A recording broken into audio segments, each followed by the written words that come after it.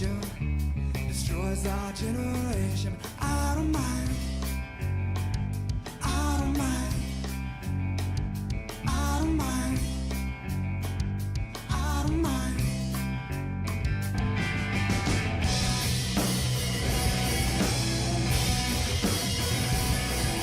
Looking for inspiration in my life. Looking for inspiration all inside. Looking for, looking for, looking for, looking for. Hey!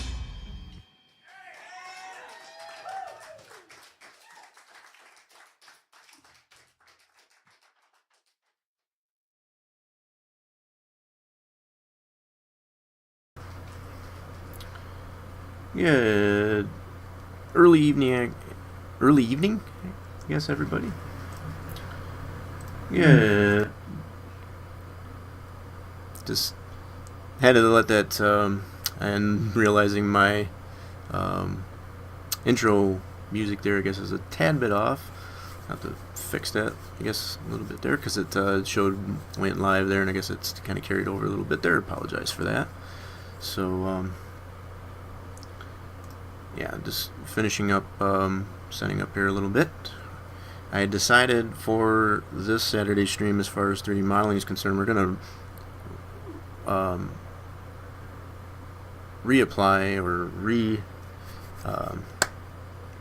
what's the word I'm looking for, as far as I go back to the stream I had done previously, I guess, about creating a custom 3D grandstand, I guess, without that much information, or any at all for that matter, as far as like using common building practices and what have you to create something out of nothing.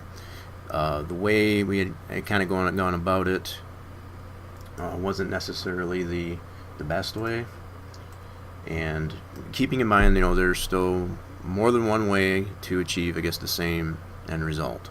I think we definitely came to that conclusion, I guess, in the last stream based on this here. But what I want to go over this, I've taken the initiative, and I'm feeling it necessary to show other ways, I guess, to be able to accomplish the same feat. Now, I put this one, and this is from the previous thing here, I did quickly slap this together as far as the scale of the grandstand that I want to do. Granted, the mapping is very primitive, it's not done very well. I just kind of slapped it on there just to put some texture onto it. But you can tell, even probably slightly, I guess, as far as the way I've got in here, how I got the different areas like cut, as opposed to having it like a full poly here and stuff like that. So was just something I was trying out. One other thing I want to do here, I guess, before I forget, just give me a second. There we go. Forgot to set my up timer there. Okay, that looks better. Yeah, I like to put the timestamps on there so it gives it a better idea as far as like finding a particular section of the of the stream that you want to necessarily look at. So okay, just checking my other monitor here, making sure everything's working okay. Racer James, how you doing, buddy? Thanks. For some reason, okay, I guess I'm gonna have to keep this one up instead. Yeah, I have to keep this one up, and for some reason the Twitch chat or whatever is not populating in there. I'm not sure why. Just bear with me here a second. Okay. That is rather interesting. Okay, give me a second. Apologize for the delay. I don't want to. For some reason, the Twitch chat is not populating, I guess, as it should be. So like I said, just bear with me a second here, and I'll be right back with it.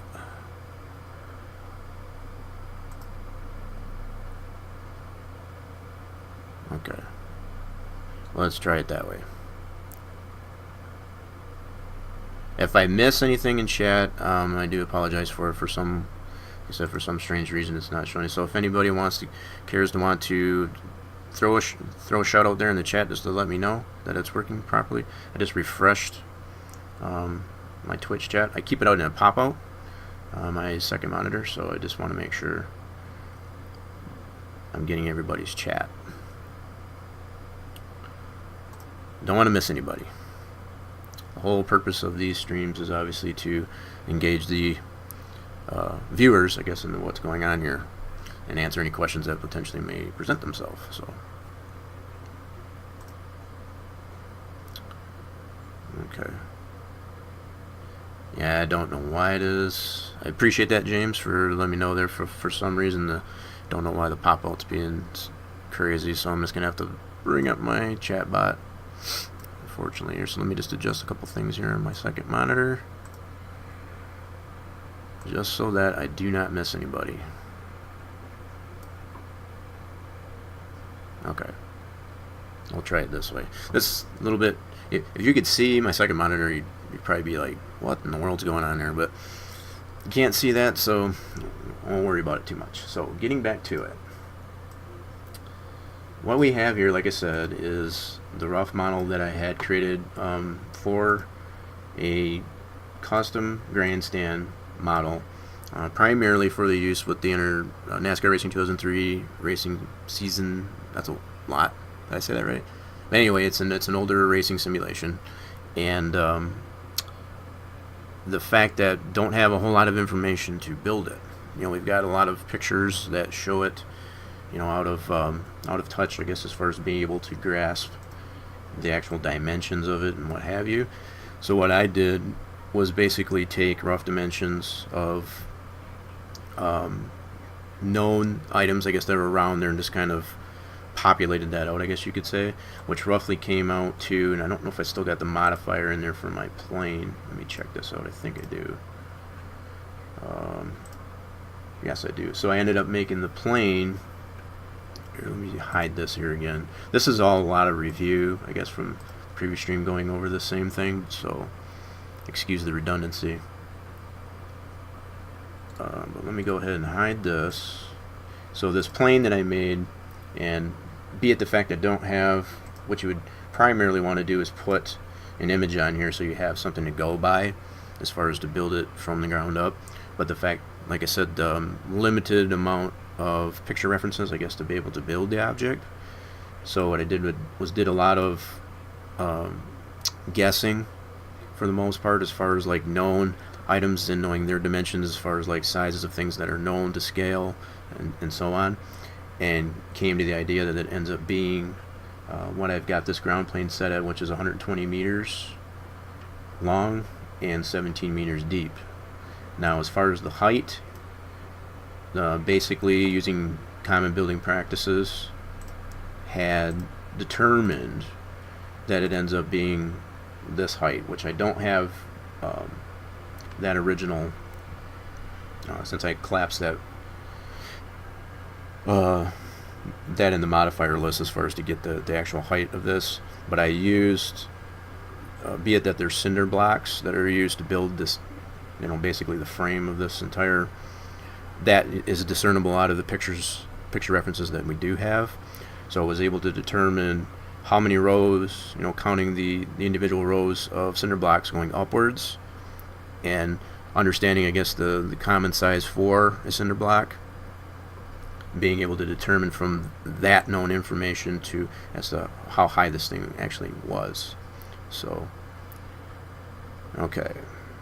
With all that said, that gives you an idea of how I was able to determine. Now, keeping in mind that this is just a rough model.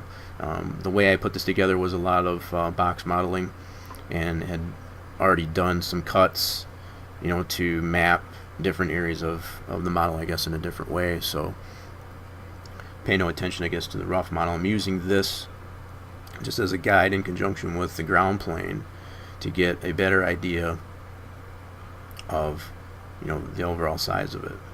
So moving forward, what we want to do is we're going to continue, I guess, the idea, I guess, with the box modeling. And what we're going to primarily focus on is the sides for starters here. So what I'll do is I'll go to our top-down view like this, and then what we'll do, we're going to go to create standard primitive and go into box. Okay, and then we got to lay something out here, so we're just going to go ahead and drag this, and we can adjust the size manually. So we'll lay this out here initially as far as the height and what have you. Trying to remember now. I lost my train of thought there as far as the height. So I'm just going to go by this height as a guide, and this will actually probably tell us again as far as like what I was able to determine as far as the height of this. So Carmen Chill, how you doing, buddy? Appreciate you coming by and checking this out. Here we are. Yeah, absolutely. I appreciate you coming by there, man. No, you're going to bed? Oh, yeah. You were doing that Overwatch deal there. I was watching that last night, so yeah. But I appreciate it, man. Appreciate the lurk. You have a good sleep, and we'll catch you again.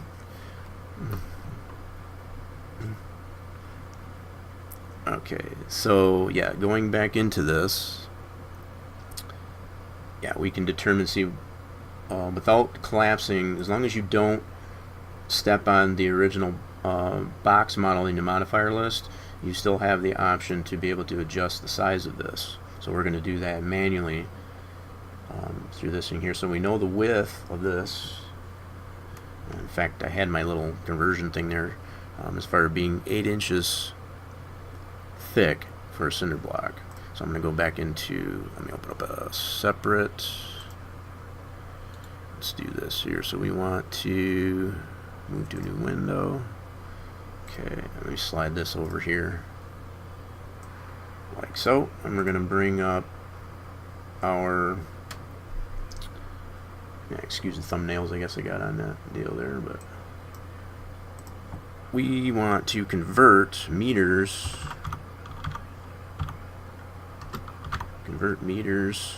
to inches in this case. We'll do it this way. And that'll bring up our little conversion deal here, so we know. Actually, I guess I wanted to go the other way down. Let's do inches to meters. That's what I want. So I did that backwards. Let me retype this here. Do inches to meters. Did it backwards. Not a problem. So we know that the cinder block's thickness is 8 inches. 8 inches thick. So that ends up being 0.2032 meters. So we're going to copy this into our value here for the width. Okay, so that gives us our thickness.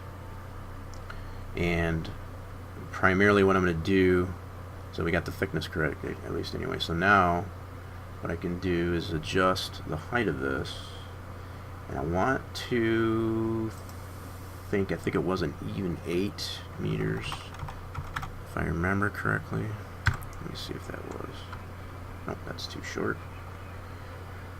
I'm trying to remember what that was, what that actual value was. I know that was 12 is too high. Let's do 11. We can just keep adjusting this. So 10 meters.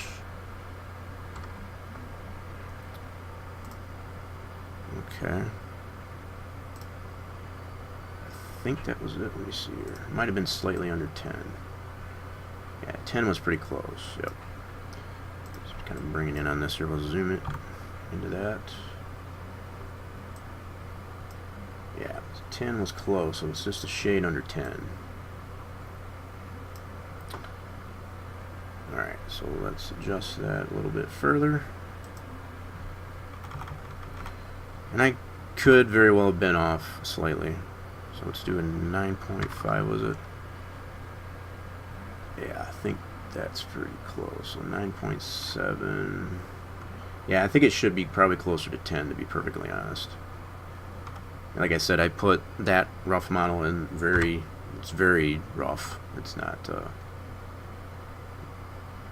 I just laid it out very quickly prior to coming on the stream, so kind of gives you an idea. So yeah, I think it's right around 9.55, 9.6.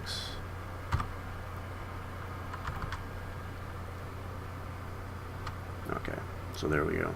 So you can kind of see it should be probably closer to 10, to be perfectly honest. So I might even actually just go ahead and do that. Round it off to an even 10. That way it's not necessarily, be it that that's a rough model. And like I said, I just did that really rough just to get an idea. I'm gonna go ahead and just put it at an even 10. We got our thickness. Now our length. That's another same deal here. I think we got it pretty close. If I can get it focused around here. Yeah, I believe our length there is about where we need it to be. It might be a little shade long. Whoops. Focus in on that. Alright, let's zoom in on here. Yeah, so we need to bring it down just a little bit. So we've got a length. Yeah, so the length here is what we need to adjust. So I think if we bring it to an even 17, we should be okay. Alright, maybe a shade on. We're going to leave it at 17. We're going to do round numbers on that. Again, going back to the idea when I laid this rough model down there, that was, I'm going more by the plane, because I know that one is 17 meters, you know, from front to back there, so that's what I'll go by. Now we can basically apply, we can move this into position based on the plane, and I'm going to make that a different color because those are obviously the two the same color. So let's do this. Let's change the color of this. Okay, go into here. Yeah, let's make this red. There we go. So we can see our ground plane in comparison, I guess, to our. So what I'll do is I'll just go ahead and move this over like so. And keeping in mind, I know for a fact, and we might end up having to adjust that later on, I know for a fact that that's 20 meters, so as far as to get that to line up this way, it's probably not the best way to do this. Probably what I could do, if I wanted to, is I can actually snap it to that plane edge. In fact, I will do that. Try to get into the habit of using the snap toggles. So yeah, we'll just go ahead and snap it. See, I'll be able to follow. See, the fact that I got that rough model in there too is kind of screwing it up. Alright, hold on a second. Let me turn that off. More than one way to do this. So we're going to hide this selection. Get back to this. Okay, turn our snaps back on. I only got it on edge snaps. Okay, so we got... Alright, so that's not working the way I thought it was going to work. See, and the other thing I could do, and this is something I've discussed heavily, not to do exactly what I'm doing, right? So it's like, be it the fact that we know, so I think I'm going to do it this way. Rather than use the snaps, I was trying not to, I think we got the size of our wall where we want it, as far as the thickness and all that. It's just a matter of lining it up to the ground plane at this point. So what I'm going to do is I'm going to convert this to an editable poly. Okay, so that you lose, I guess, the ability to be able to adjust the size of this. Now you would have to do it all manually as far as grabbing verts or edges and what have you. So it's just a fair mention. Once you convert that in the modifier list, you don't have that option anymore to adjust it manually like we were previously there. So just a fair mention. Okay, so basically what we'll do is we'll go into this, and I'm going to go ahead. I don't need to change the size. I know my plane, as far as what I don't need to adjust this any further. So when I get, so I'm going to go ahead and convert this as well to editable poly. Since we got that where we want it, I don't need to make any further adjustments to that. So this vert, these values that are here, I can use these in order to put the vert on this box plane, this box here that I created. I can take this vert and line it up with that just by transferring. So in this case, let me make sure I got the right or the proper, so that would end up being, I think the X, if I remember correctly. Let me see here. So let me undo that. So primarily what I'm going to attempt to do is basically move this vert, okay, and I'm going to actually set the pivot. That's another fair mention there too. So I'm going to move the pivot to that vert. So I'm going to snap it to that vert first. Okay, so we're going to go this. We're going to go to vert snap. And our little ribbon here. Okay, and then I'm going to drag. Well, why did it not do that? Oh, I got to go into effect pivot. That's why.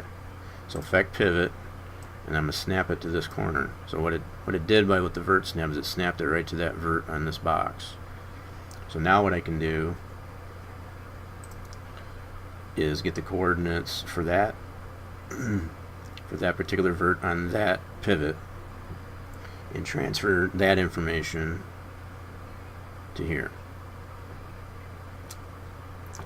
And just for the sake of the stream, I want to show the difference between having the pivot right here. I'll set this to vert snap here and just drag this over so you can see how that does. You can probably achieve that in the same way. So you can do it either way. You could either copy the coordinates to this vert now that that pivot is there in that fashion, or just put on your vert snap, and anything that's in the scene there, if there's a vert there, it'll snap it. This is something that I've been talking over with some of my colleagues as far as how to do this appropriately, to do that. So which one's much easier there, James? Would it be the snapping or actually copying the coordinates? Because yeah, even as I say this, it's almost showing like that. I think there, see, it snapped there, so that's obviously snapped, right? See, and that's where, and again, something else that we've discussed, offline, as far as like using the pivot points, putting your pivot where you want something to line up there, and having those work for you, not against you. See, so I just proving that. So you have one of two options to do that. Set your pivot as far as your transform to, you can do it effect pivot, move it, you can snap it to there, and then take those coordinates and then transfer that to the coordinates of where you want it to go. You can transfer those coordinates in that fashion. There's probably a little bit more to that, but I think the snaps is obviously a lot easier. So I make sure I turn the effect pivot off, and you can see that transform change. That's how you'll know whether or not you're affecting the pivot or the object itself. So you want to make sure that's untoggled. So now that we've got that box where we want it to be based on our ground plane, we can move forward. So see where we're at here. So now what I want to do is bring back my rough model again, just for sakes here, and yeah, so bring these stands back. Now what we have is we want to get these two verts down to this level as far as based on our, and again, we could do it the same way that we just did with that, but be it the fact that I have made some adjustments based on the ground plane, it's slightly off. So what I might necessarily do for this case is just go ahead and grab these two verts and pull this down. Oops, I still got the snaps on too. Hold on a second, let me back that up. Snaps can be somebody, you're going to make sure that those are off sometimes. So I'm going to just bring this down like so. Okay, so that gives me, be it the fact, like I said, the rough model that I have here is slightly off from the ground plane, because I did that so quickly, just to have something to go by as far as like where I wanted this thing, where this, all these, what I'm laying down here currently, wanted them to land as far as the slope and all that good stuff. That's what I'm going to go by here. So you get the idea as far as, like, let me zoom in on that. So I can zoom in on these verts, and you can get the idea as far as what I'm trying to accomplish here. See, and be it, this is going to be off slightly from my rough model, but I'm only using this rough model as a guide. I'm not trying to line the model I'm working on currently to that. I'm trying to line it up to my ground plane, which I've already done that, as I showed previously. So, let's check the back side. And if you hadn't watched the stream, I guess, prior, trying to build this particular model, I had attempted to use splines as opposed to box modeling. And granted, you could probably go ahead, because I cleaned it up quite a bit offline there as far as to get it where I felt was necessary, but it wasn't. There was a lot of cleanup with it. So, granted, you could still do it that way. It's not 100% wrong. It just creates a lot more work, to get it there. So, all right, for this, what we need to do, we want to get these two verts down here to get them snapped to. Yeah, so this might get a little interesting here. So let's see how we do this here. We're going to have to do some coordinate swapping here. So again, we want to move our vert. We're pretty close on that, now that I think of it here, but we're going to go ahead and select this vert, like so, and we're going to go here. I'm going to put it on vert snap, and let's see if I can get, I'm going to do, well, I got to go to effect pivot. Oh, again, I'm going to have to bring it out here a little bit, just a second. Just a second. Got ahead of myself. Yeah, so we got the vert down in this end there, so we got to grab it from this end. Got it on effect pivot. We're going to drag it down here and snap it to that one. Zoom in on that. Focus didn't work on there, but you can see how that snapped to that vert on that box.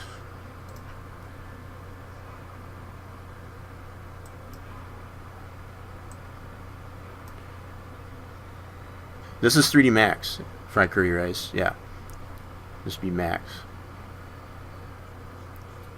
And I apologize if I missed I just happened to look over at chat there, but yeah, we're working in 3D Max here. I have tried Maya, I guess, a few times there. It's it's a very useful tool, much the same as like Blender, things like that. Which one there, fried curry? 3D Max or Maya? Used in a while. I've come to find that 3D Max is a very, what we're aiming to make here, if you missed that, fried curry, is a custom grandstand model for a racetrack, racing simulation. And primarily what the focus was, it's on an older sim, much older sim, by the name of NASCAR Racing 2003 season. And but the fact, I'm building this all as a rough model, it could be essentially applied to whatever you'd like, because you would have the rough models as far as the 3DS and the scene and, the mappings, whatever. You could essentially import it into whatever you'd like. But the primary focus for this one is based on a build for the NASCAR Racing 2003 simulation. And yes, I did say that right, 2003. It's a pretty old sim, but the fact that it has so much following with it still, it's amazing. It's just phenomenal as far as, there's so many things being built for it as far as in the way of mods, different types of cars and what have you. And the advent, I guess, of having such things as like Automobilista or something like that, which is pretty awesome as well, using the old R Factor engine. Yeah, it's just, the fact that there are needs, I guess, for builds, track builds that don't exist, is what prompts, I guess, to get involved in doing these types of things, to be honest. It's stuff that doesn't exist. So this is our main focus here, and you can apply these same types of concepts that I'm going over to about any model that you build, be it a building or a grandstand or what have you. It's that's the main point, I guess, of doing these types of streams, is to get some knowledge out there as far as the ways to go about it. So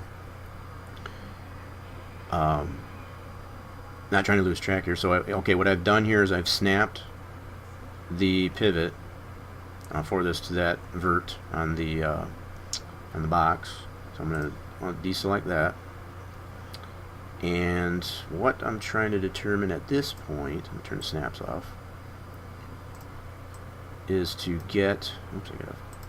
So this is something that, gets a little bit irritating sometimes as far as getting an orthographic view anyway, as far as to get, hello, what are you doing? That's on the plane. I gotta get the vert there. There we go. Gotta have something selected, so I want to make sure I'm focused on that. Alright, so how close are we to...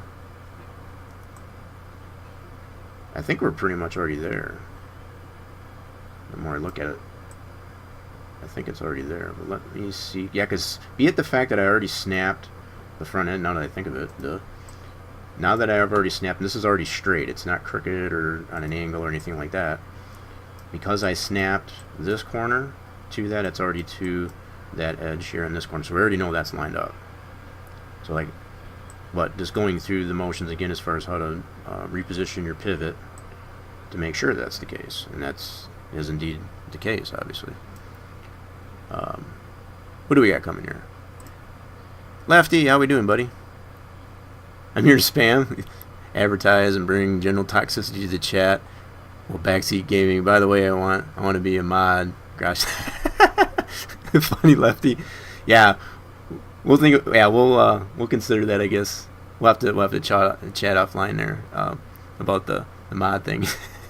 Yeah, maybe once I get to the affiliate and stuff, I might necessarily need something, so I don't have to pay attention and, you know, keep up the no-gooders, I guess, out of the chat. So appreciate you stopping by there, Lefty. That's great.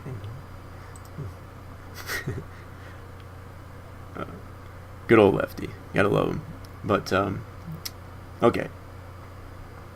So now we got this side.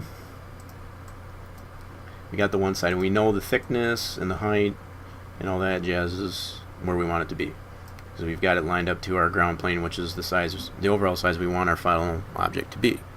So, alright, so what we'll do, I don't know if I want to necessarily, because what we're going to have to do, and this is what we have tried to apply to the previous build of this model, the previous stream, is there needs to be a cutout for a wall going across here in the side panel. And the best way that we found that was reasonable was to... Fair enough there, Friday. I appreciate you coming by. Appreciate the lurk. No worries. Hopefully you found something good at what we had to provide there. I know it's a lot different to the gaming and stuff that gets streamed quite a bit, I guess, in the TSI, but hope it was some of the information was useful to you. So moving back into it, chat is just lighting up here. It's kind of cool.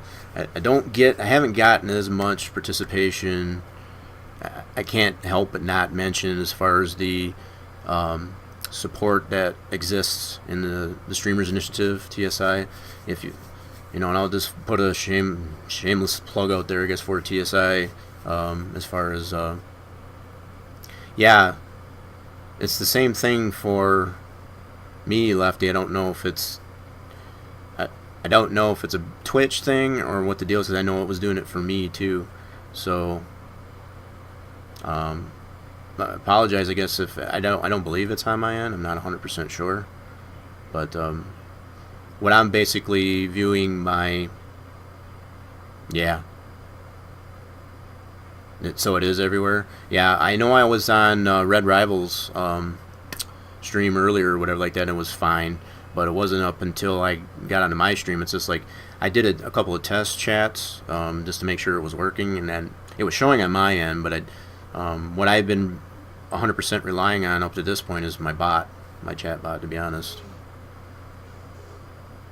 Yeah, Racer James should be in here. I don't think he's necessarily said too much for a few minutes, but yeah.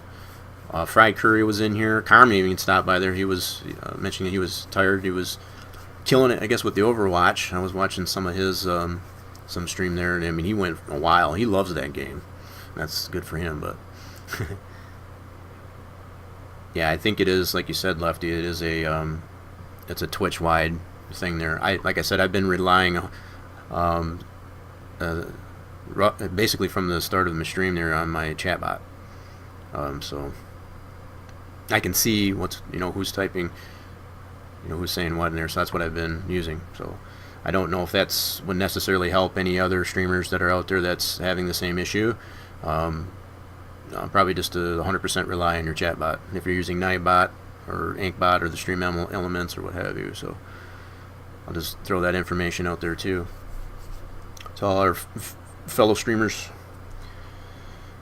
Okay, so as I was saying, I know chat's been just I can't. I mean, I'm not used to this, I guess, in a way, because it's like the interaction with the chat is phenomenal, regardless, I guess, of what's being discussed. I mean, obviously, there's a lot of helpful information so far, I guess, that's been put out there. But staying on track, I guess, with what we got going on here, we need a wall of sorts or whatever that's going to be the same thickness as this box.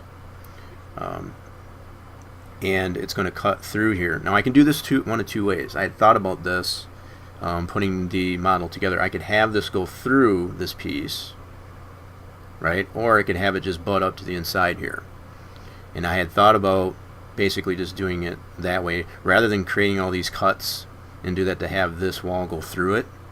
This is something that I thought about as far, because I came up with that idea as far as with the backside. Doing the backside, just having it be on the inside of the wall and just have it butt up to it or behind it, as opposed to making all kinds of cuts into it.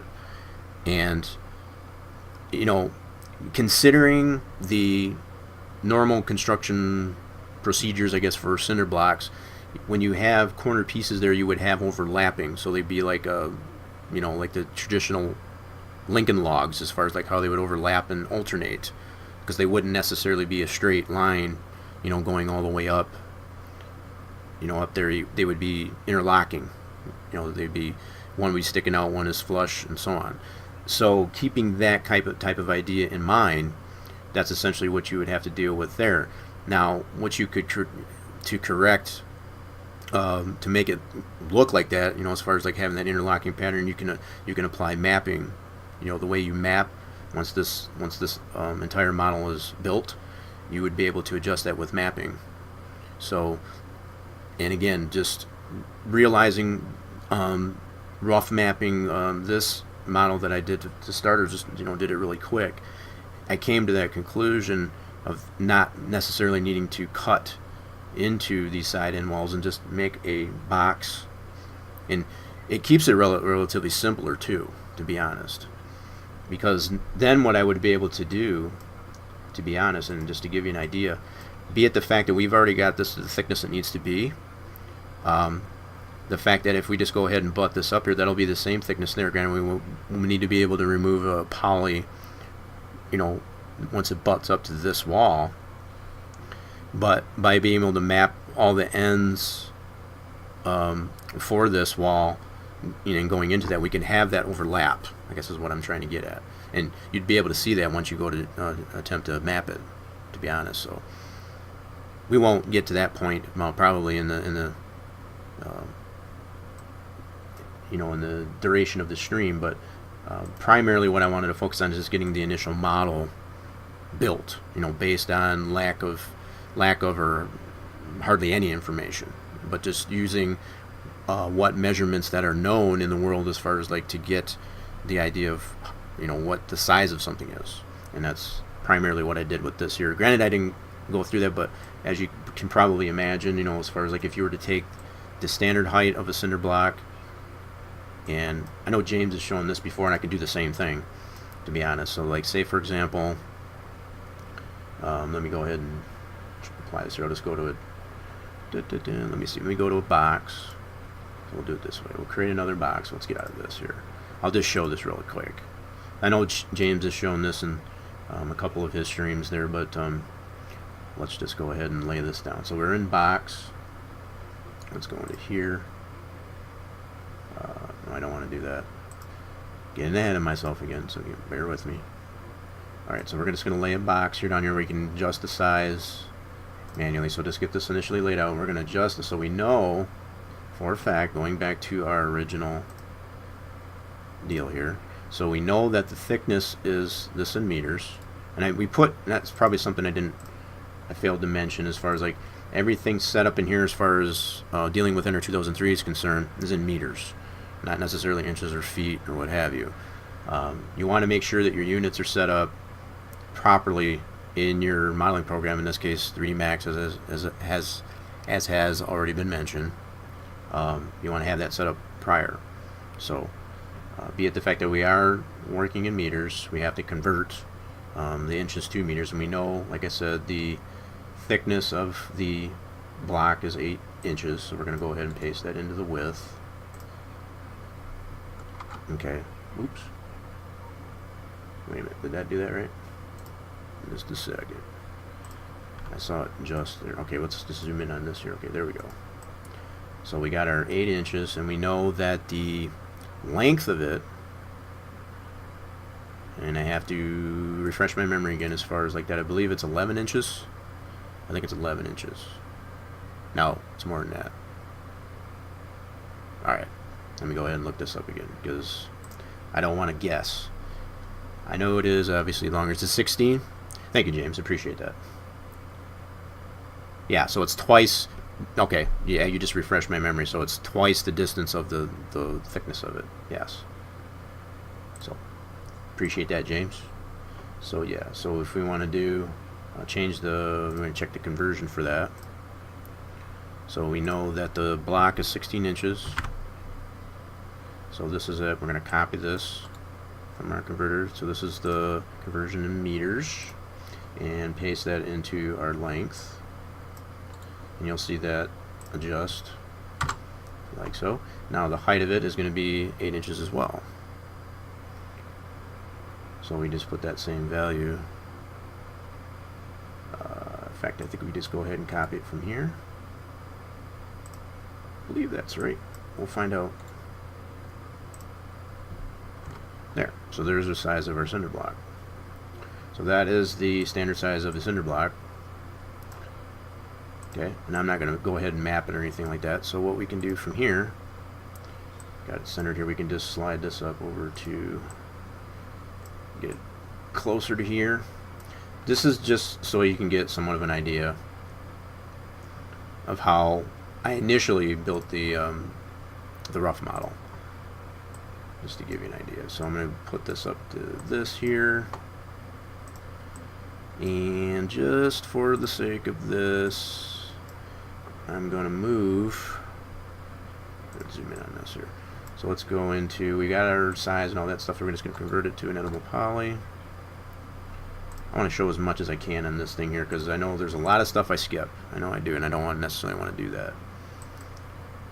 So I'm going to go into here. I'm going to go Effect Pivot and put my vert snap onto this corner. Okay. Now what I can do is vert snap that to here. So I can move, drag this, and it should snap right to that corner. So this is basically, and what I did initially, having that plane, I snapped it to the plane. So I'm not 100% sure. It's either snapped to the plane at this point or the actual box that wall that we have. So in either case, they're both in the same location. But what I initially had done is created this shape of a cinder block, snapped it to the corner there, and I just laid out individual blocks to get an idea of how. So like for example, if I wanted to copy this, I'll just show you my process here. This is all about creating something out of nothing. So based on common sizes, I guess, for something like in cinder block, I can now go ahead and I'll show you exactly my process of what I did. So what I did from this point is clone it and create that as a I think it needs to state as an instance. I always get mixed up there. I can't remember if it's copy or instance. You want to make sure. In this case, we're not mapping it, so it doesn't really matter. Alright, so I'm going to turn this, keep the snaps on. So what it'll do, essentially, by keeping the snaps on. Yeah, is it copy? Yeah, I always get mixed up, and I usually find out after the fact, because once you and you'll be able to tell. Like if you make a clone of something, and yeah, in fact, you'd be able to tell here. See what it'll do here by keeping the vert snap on. You can see what's happening here. It's keeping it snapped to the corner there. So as I do this here, it's going to snap it right to that corner. So I know it's got it where it needs to be. And then all I did was just keep cloning it, and be it the fact that I'm only using this as a demonstration and not going to use these blocks. I mean, you could probably do that. You end up with a lot of polys, that's for sure.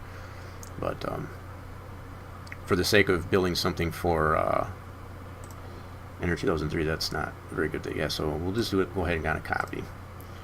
So we copied this, snap it there. So you can see my process here.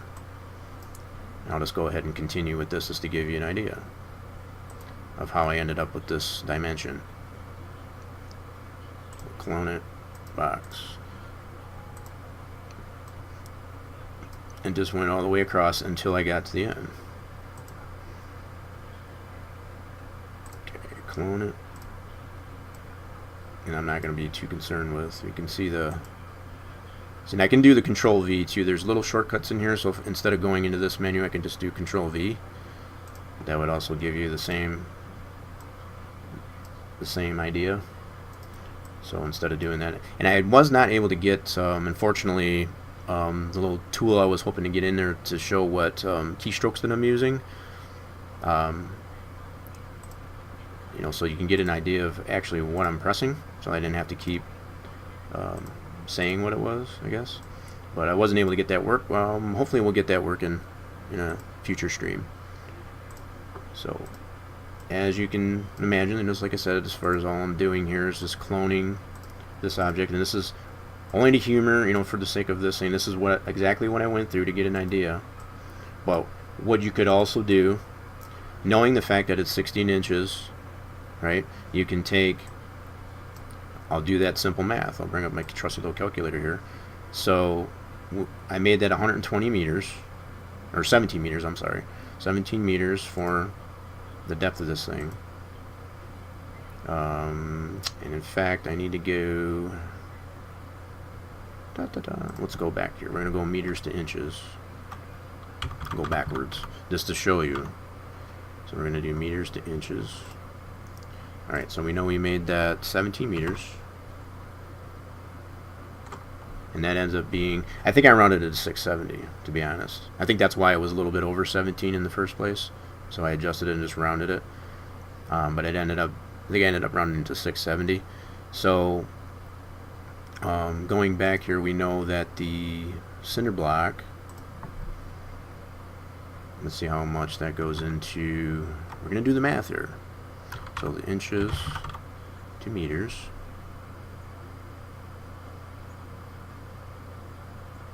Oh, I got you. Yeah. So I don't have to keep going back and forth. Yeah, I'm probably making more work for myself, I'm sure. Right.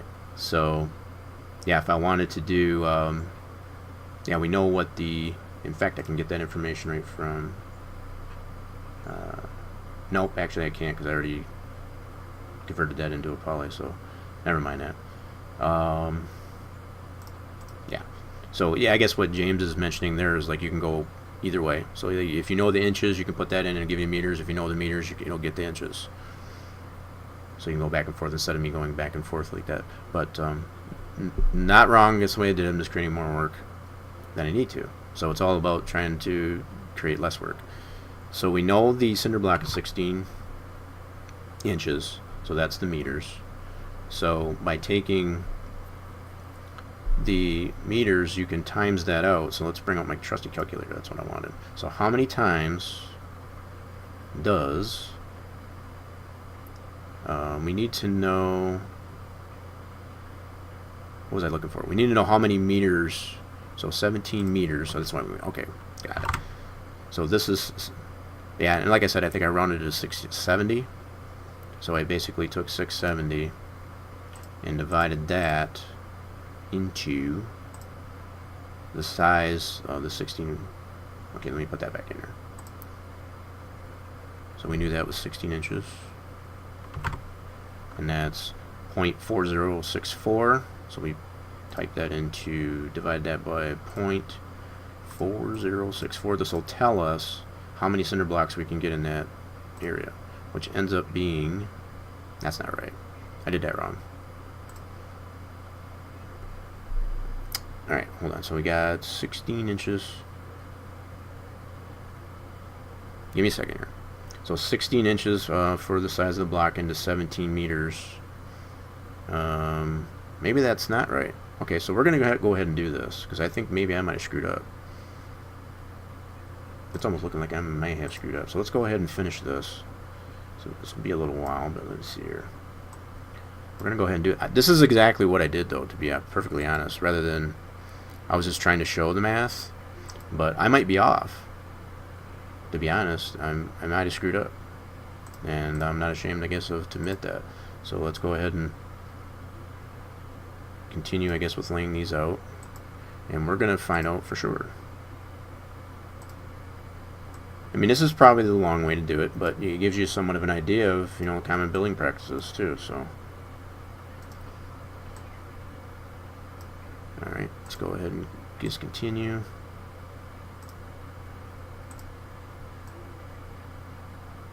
I mean, I feel like a bricklayer at this point. I mean, I think I might necessarily be off, because I think that calculation I made there should have been pretty close. I do believe so. That seems like a lot, but we're gonna find out. We are going to find out, because if it is off, we're gonna obviously adjust it. So how about that?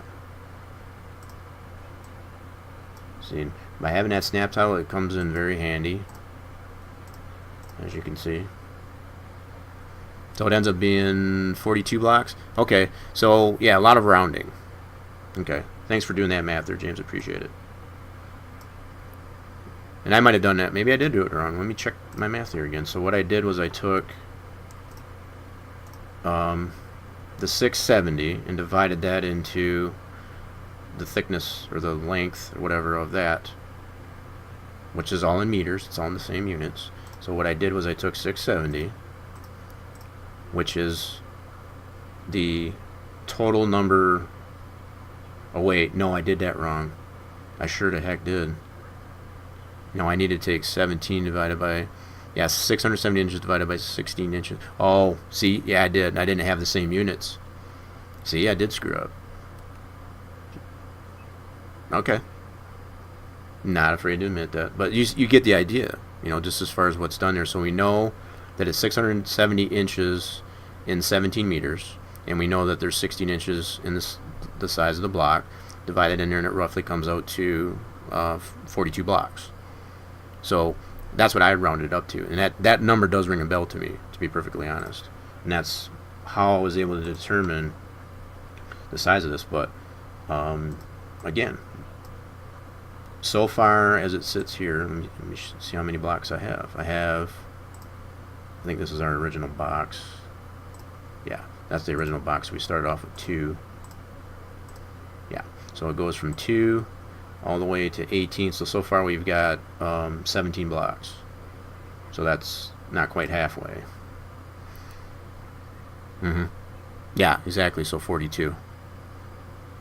So what it would essentially end up being, if you were to actually lay these all out, it would end up being 42 blocks along this ground plane, and then just work your way up from there. So you can do the same thing as far as for the height. To determine this height, and I ended up making this height, and I didn't take notice when I think I ended up rounding it off to 10 meters is what I did. So to divide that by the 8 inches, so the 10 meters, do the same math. So you can take your 10 meters, oops, I'm going to go into this here. So you could take your 10 meters, that ends up being 394 inches. Okay, so take your 394 and that's just to round it off. So there's some, okay, let me clear this out. So we take 394 inches and divide that by 8. Comes out to roughly 49 blocks tall. So yeah, the same way you could do for the height of this to get 49 blocks from here all the way up. So again, using information from known dimensions of items that are used to build the item, that's how you can determine, you know, the height of something, or the length and all that. So you can get that information and build basically something out of nothing. So, be it that we've already done all that math, and appreciate your assistance there, James, on that. Much obliged. So, what we'll go ahead and do is just take out these blocks. We don't necessarily need these anymore, and we'll just delete those. But just to give you a sense of how you would get that. So, from this point on, it's basically cake. I mean, it's like you can just line your having that dimension there, you have something to go by. So, as I was saying, as far as like to get this back plane and even this front plane, this front wall and the back wall, what I would essentially go ahead and do, and I'm trying to do as much of this in the orthographic view as possible. I want to get used to that, because I've found how that's very useful as far as to keep you, if anything, into a discipline of, you know, not trying to drag items like I've always been 100% used to doing. That's just not the way you want to do it. So far, the way I've shown you how to do it is a much more precise way of doing it. Right. That's a fair mention, James. You know, you don't physically have to lay those out there, but you know, if you want to humor yourself on it, you could continue doing that process if you so chose, just to ensure yourself, I guess, that it is. But just knowing that dimension, you know, that saves you a lot of time. You know, you don't have to do all the work if you don't necessarily need to. So what we'll do from here is we're going to create, let's go ahead and do this back wall. So what we'll do is, oops, we're going to go into create standard planes. We'll go to a box, and then we're just going to get, oh, we got to turn snaps off. We'll just get this initially laid out here. Okay, let's get it roughly drawn out so we know, again, like I said, and we might have to go back and put that in here, which will keep this up here. So we know it's 8 inches thick, so we're going to copy this and put that in our width. Okay, and then the height, we ended up being 10 meters up on that, so we want to make it 10 meters tall. Okay, so we'll go ahead and put that information into here. So it ends up being 10 meters tall.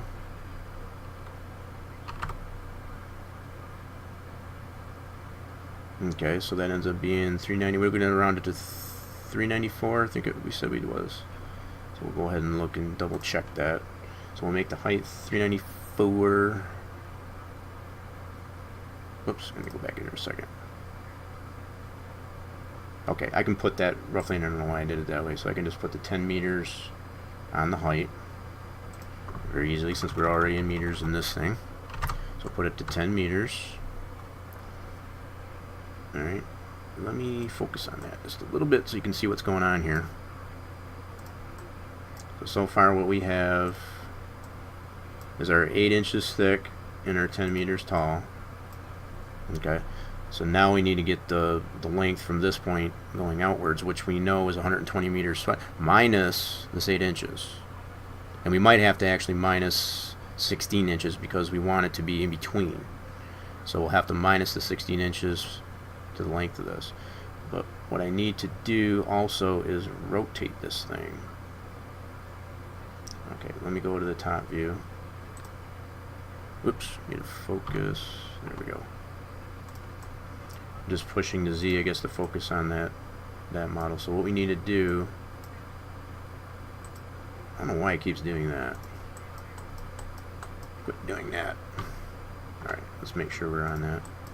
Alright, so now we're in the top view, and you can use the Z key, whatever, to, if you got an item selected there, it'll focus as best as it can in usually cases. So what I need to do is I need to get this rotated, because we got our thickness and our height, right? So we need to rotate this to probably just 90 degrees. So we just rotate it this way, and we're going to type it in here. This would be minus 90 degrees. Alright, so now we got it correct orientation there. So now we'll do, just for now, let's just get it over this way. Okay. And then what we're going to do is get it snapped to, yeah, we're going to move our pivot. Okay, so what we're going to end up doing here, I think what I'm going to go ahead and do, since I know the dimension is 120 meters for the ground plane, so I need to subtract 16 inches, be it the thickness of this wall and the thickness of the other wall that will eventually get over there. I need to subtract that from the length of this piece that we're trying to create. So what I need to do is take okay, what was, I gotta figure out what was 16 inches. I'll go back here. So this is that, so I gotta times this by 2. 0.4064 times 2. Clear this out. 0.04. Nope, hit arrow. 0.4064. 4064, and times that by 2. That's how much we need to subtract from our overall 120 meters. So 120 meters minus, so we're going to do minus 120, and that'll give us a negative number. That's fine. So we need to bring it down to 119. Doesn't seem like much. 119.1872. So in fact, 119.1872. We need to make it the length of that. So let's go back into our model. So we're going to go back to here, and we're going to make it, oops, 119.1872. I don't think it'll go 3 decimals. We'll see here. The length needs to be 119.1872. I haven't figured out a way to necessarily copy that information from the calculator. I guess I can do it this way. Duh. Okay. I just answered my own question. So I'm going to paste this into here, and it's going to be in a minus, so I can just take the minus off. Yeah, I don't need it in minus, so we'll just take the minus off of it. And that should get us to where it needs to be. So that should be the length that it needs to be, if I did that right. Here, let me slide this down here just to get it roughly into, let's see here. That's what I tried to do, James, and I couldn't get it to do that, so I just did the edit copy. You just saw like that. That's all I did, is just go to edit copy. And I was trying to do that. Well, you got to right click, did you say? Oh, okay. Fair enough. So either way, that little tool, I tell you, calculator, gotta love it. So I gotta see if I got this in the right. I'm just gonna roughly put this into place, and I'm going to snap it. Initially, I just want to see if this looks right. So it looks long to me. Okay, so I guess maybe it is about right. So yeah, that should be our dimension. Oh, that's nice. Yeah, I don't have the privilege of that mouse. I got a really cheap mouse, so I need to get a new mouse because this thing has been driving me crazy. As far as I'm surprised it still works. I've thrown it so many times. So what we need to do now is we need to, okay, we got our dimension. I think our dimension's good to go. So we're going to convert this to a poly. Convert this to an editable poly, so that way we can get a vert. Okay, and then what we're going to do is snap a vert, or a pivot to this. We're going to put our snaps on vert snap. And we're going to go into effect pivot. And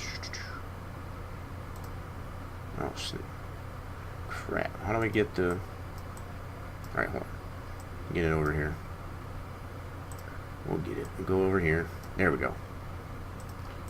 Be it the fact that this thing is so long, yeah,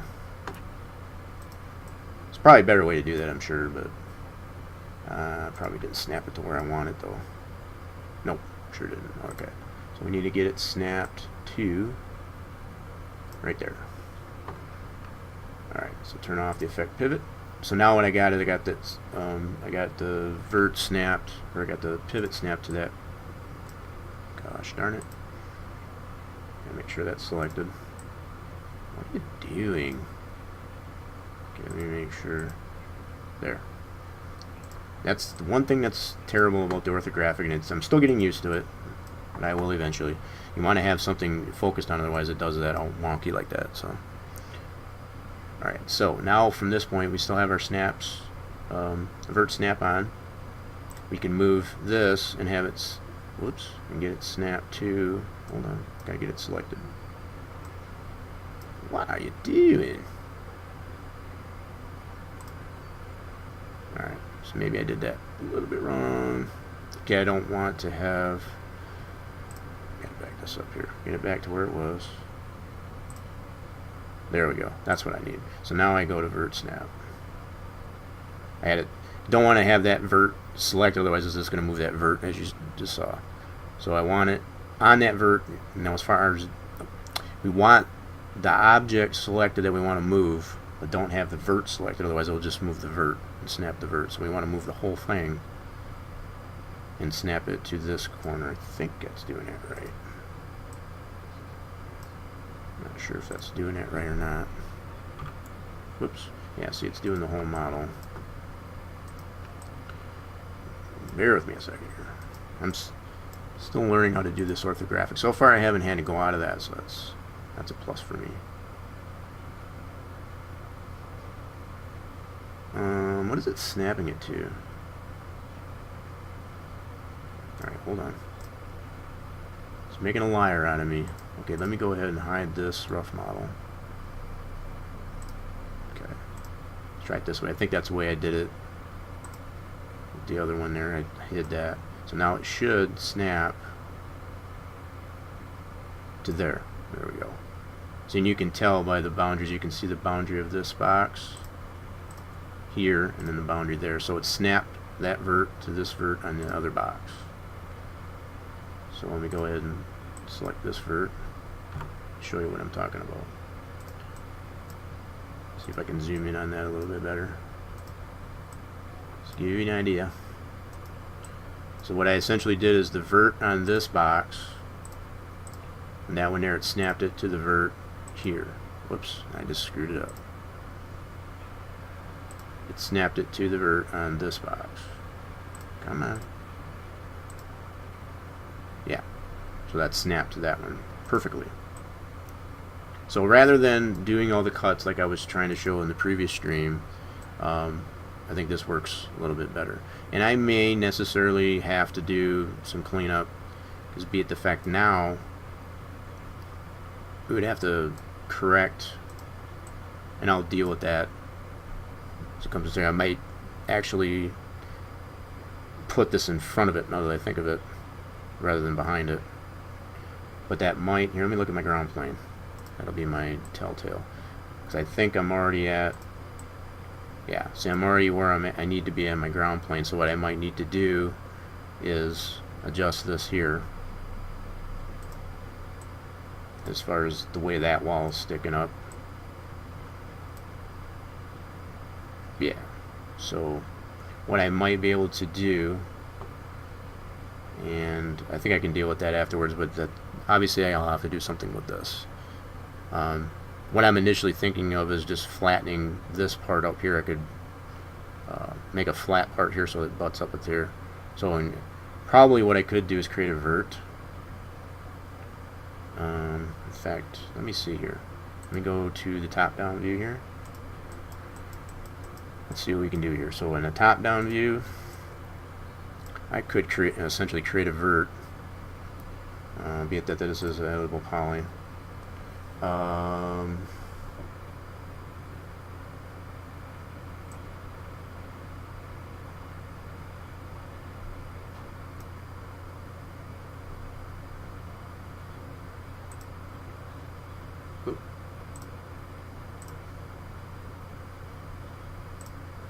I had to double check myself there. So if I wanted to create a vert I need to get the coordinates of that. That's what I need to do. Yeah, that's what I need to do. So before I do that, I would need to get the coordinates of, I think I got the right vert. Yeah, I need to get the coordinates of this vert, which happen to be 60.316.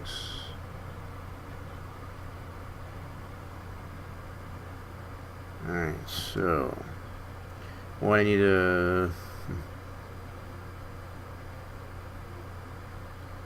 let's see, take the back wall to the end and subtract the dimension from the angled wall. Take the back wall.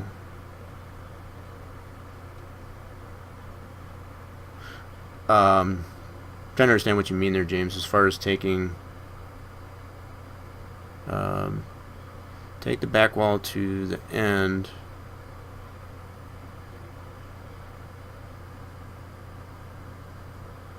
What I'm trying to do, though, if you're not make the back wall 200 meters long and subtract the angled wall. Oh, I see what you mean. That's a good idea. I didn't think of that. That's probably a good idea too. Yeah, so rather than do all that jazz, okay. Yeah, I could do that too. So what you're saying is make the yeah, that could be done too. Since we know the problem is, I don't think, be it the fact that I already stepped on that and created that as a poly, I'd have to create another wall. I don't think there's any way to, yeah, because I already took that out of the modifier. Let me see.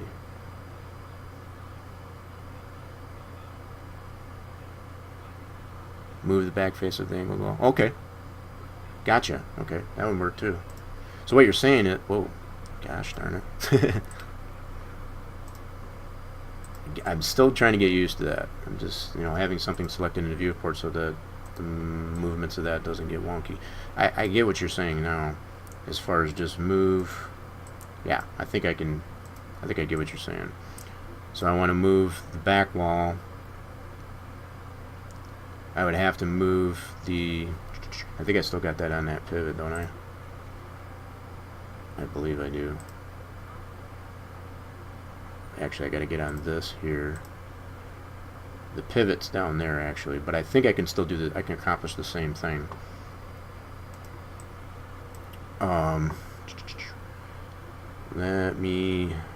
So what I need to do is move this. Yeah, I totally get what you're saying. I just got to get there. Alright, so I need to go to this vert, move the pivot to there. I think it would be easier. Alright, let's see if we can get there. So we want to move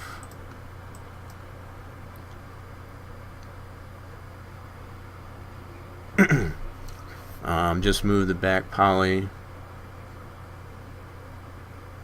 or the back verts to the y-axis.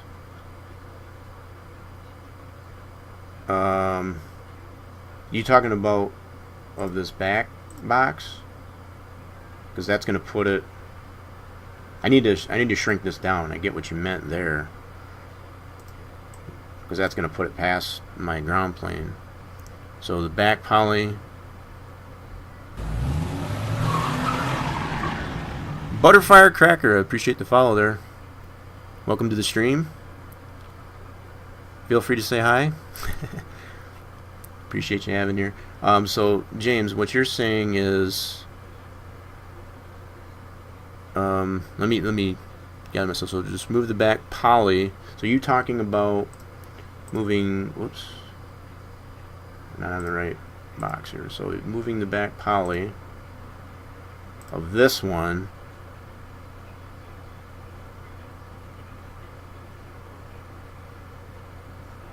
Or are you talking about this box? Fill me in here. So you're talking about this poly on the angled wall. So move that to which point? That's where you got me lost. Because I would need to move that vert. So again, I think I understand what you're saying. I need to shrink this down so that it fits there. But how do I get it to that without moving it off the ground plane? Copy the Y of the other box inside. Okay. So yeah, that's, I would have to, okay, just a second. Let me get to that point. So what you're saying is get to this here, go to that vert, and I need to have this selected just to make sure. Pivot this around here. So this Y coordinate for here. This coordinate, correct?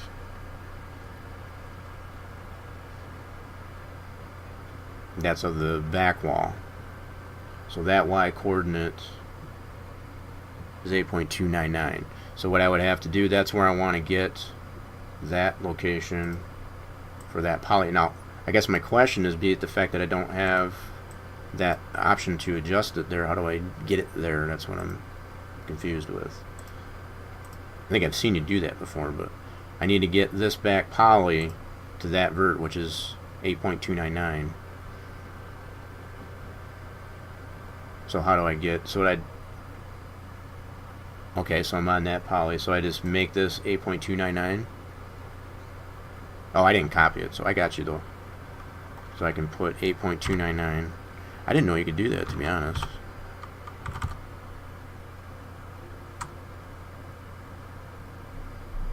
Whoops, what just happened there? Let me back that up. Something screwed up. Guess I typed it in wrong. So yeah, and I should just copy it. I see what you're saying. 2. There you go. Okay, I got you. So now I got to move this poly too. This I probably won't need, but I'll go ahead and move that as well. I've seen you do that before, and I guess it just didn't realize you could do that. That's interesting. Alright, so now we're on this poly.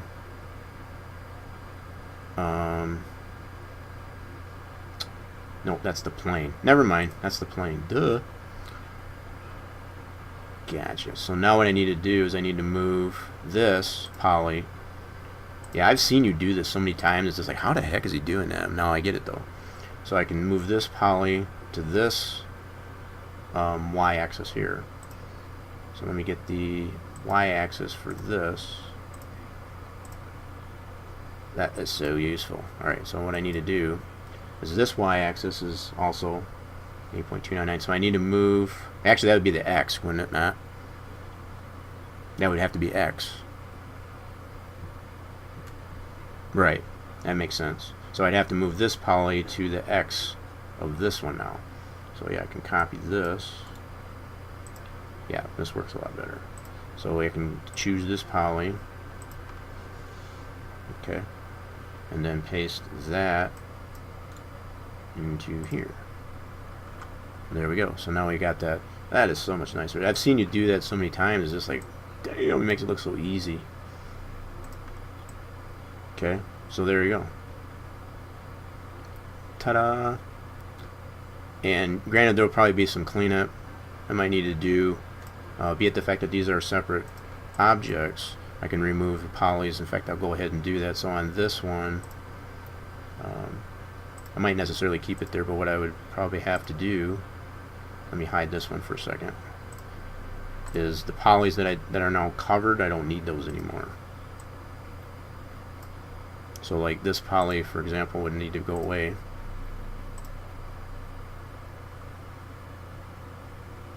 Yeah, I'm going to check that top. I would necessarily probably have to leave. If anything, I would only have to remove this poly, be it that that back wall is now over top of it. So, but let me check that top as you mentioned.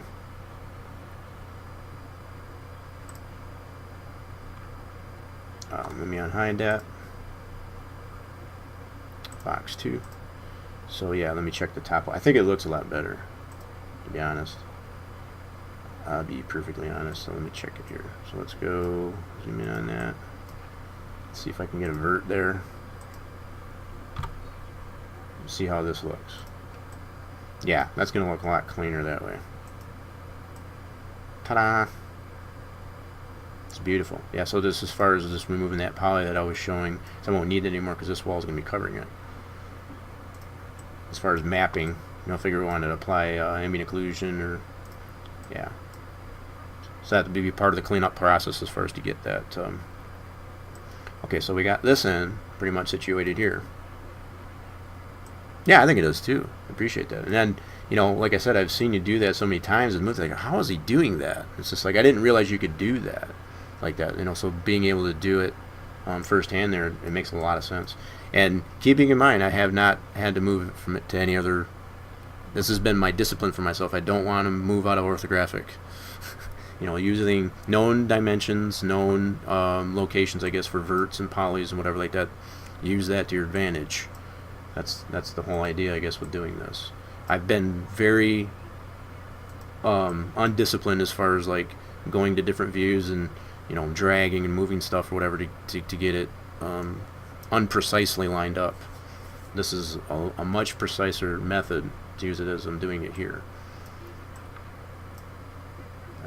Using a lot of James's advice there as far as the right and wrong ways, I guess, to go about this. If you want something that's accurate, this is how you want to do it. Okay, so from this point, right, absolutely, I agree. So, okay. Moving forward, what we can do from this point, now that we know, and we'll probably have to do the same type of adjustments on the other end there, I'm going to go ahead and take and copy. And I know there's another way to do that, 100% realize that. And I can't remember what it was to get this onto the other end. And I think it had to do, I'm just refreshing my memory here, be it the fact that we have this at 0 plane as far as this object is in the center of the world, be it the fact that we know this is 120 meters long, we know where the location of this box is based on that. Okay, I think I've got it, which I think I still got it on that outside vert. Okay, so we're on the outside vert. We know that that one's at that point. Okay, I'm trying to use some of that knowledge that you applied to get that to the other end. Snap.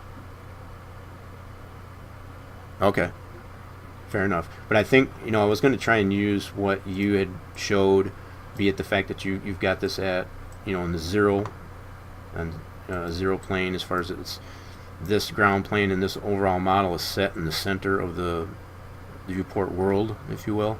And be it the fact that we know that this ground plane is 120 meters, you could take and do the math as far as where vert is, whatever, to get it, you know, based on a 0. You can do a negative and a positive, whatever, get those on there. But I think for the sake, I think what James is more or less hitting on is just to go ahead and use yeah, just go ahead, and I'm going to go ahead and clone this. This is primary. This is not wrong. It's not 100% wrong to do it this way, so I'm going to go ahead and clone it.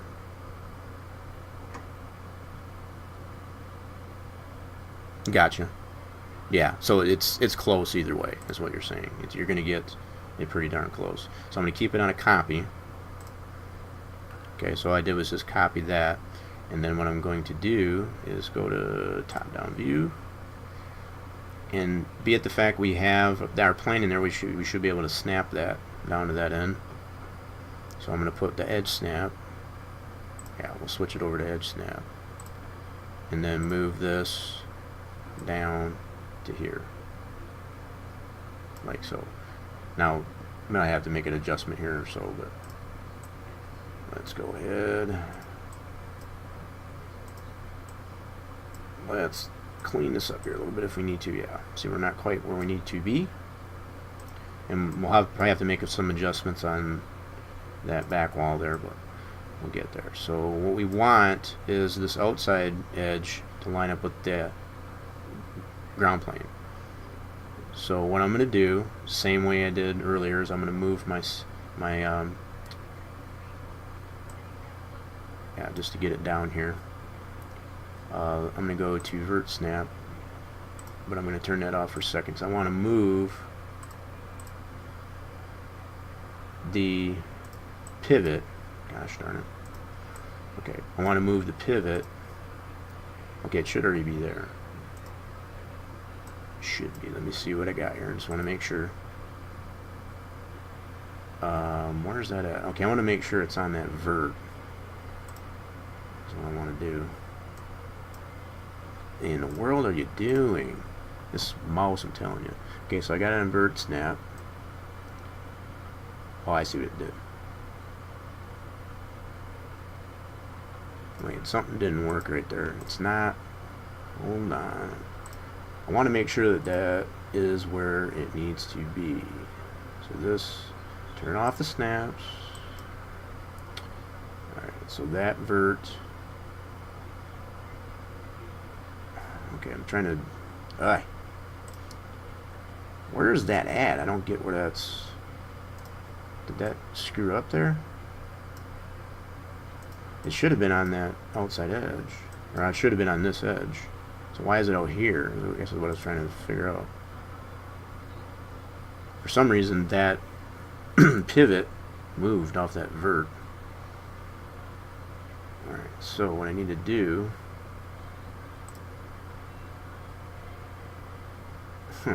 Yeah, I'm trying to figure out why I did that. A second here. So need to go into effect pivot, vert snap. Yeah, I need to get it on there. For some reason it moved off that vert. I'm not sure why.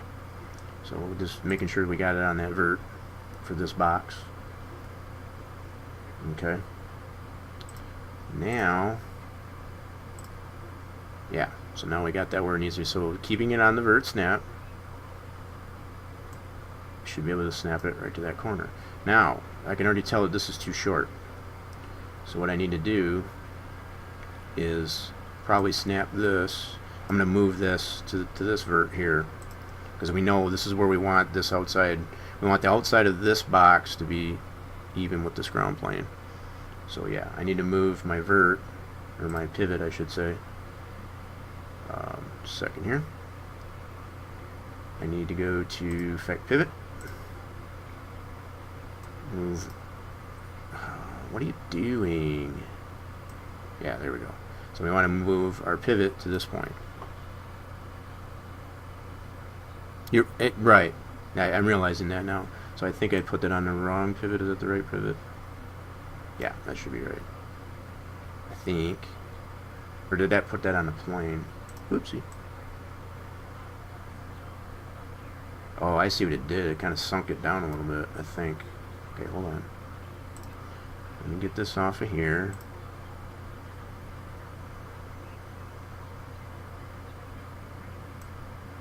Yeah, I'm doing the plane. Gosh darn it. What are you doing? Why is the plane selected? Hold on.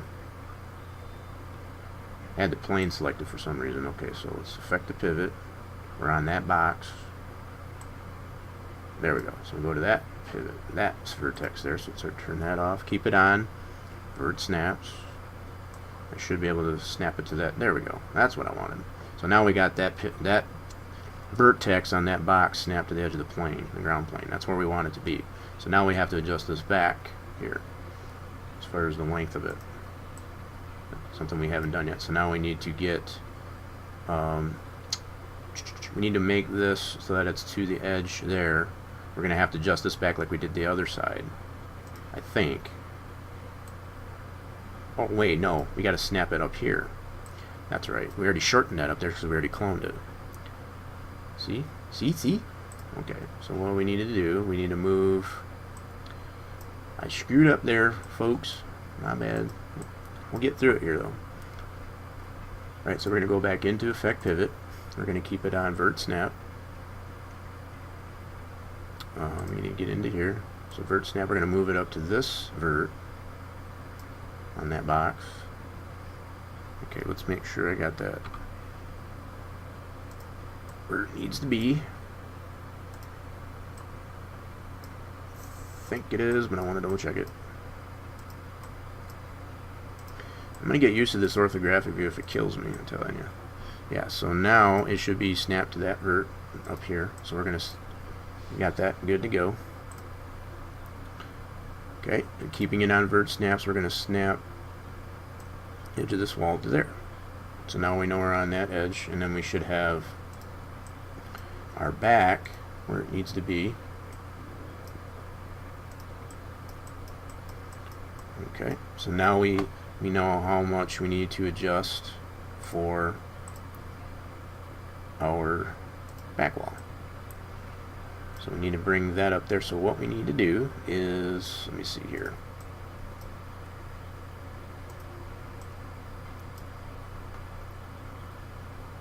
Alright, so now what we need to do is we need to get this vert here on this wall. Whoopsie. Get out of there. Come on, mouse. Okay, here we go. So this vert here, let me turn snaps off for a second. We need to get this vert here basically up to this point. Or no, this point, I'm sorry. So this vert on this wall needs to get to this point. If you follow me. So now the fact that I have alright, this is the other thing I guess I get a little bit confused with. I need to get the pivot to that point. Actually, shouldn't I be able to do the same thing as, hold on, hold the phone, so I can get the coordinate for this poly. Hold on a second here, getting ahead of myself. Move the poly to the edge. Right. I gotcha. So what I need to do is I need to get the coordinates for this poly, which is this, and that should be the Y. Correct? Yeah. So the Y coordinate for this poly, I think I'm right. Let me see if I'm right. And then I need to go into this poly. Is it X? Yeah, I'm gonna have to try here and see. I'll find out here in a second. So the poly on this one, we want to move it. Yeah, I think it is going to be X now that I think of it. Yep, it is going to be X. Okay, I can already see. Okay, so going to this one, I need to get the X of this poly, which happens to be this. I can copy that.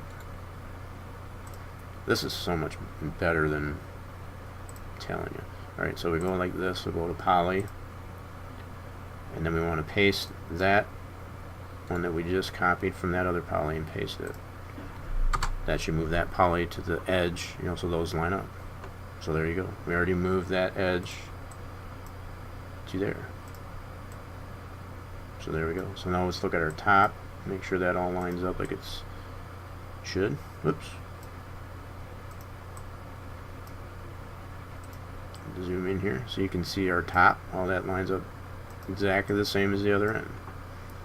Let's do it this way. We'll go invert, zoom in on that,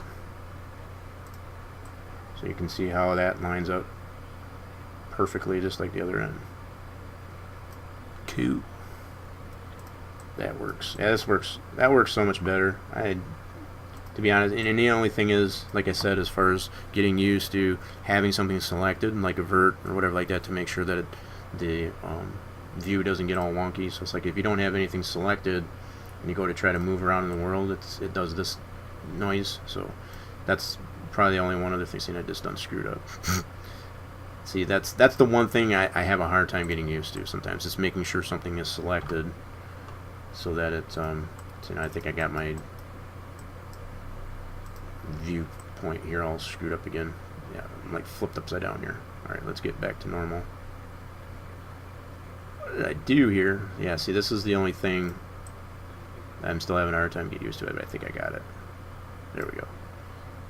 Is just making sure you have something selected in there so that the camera will focus on that pivot.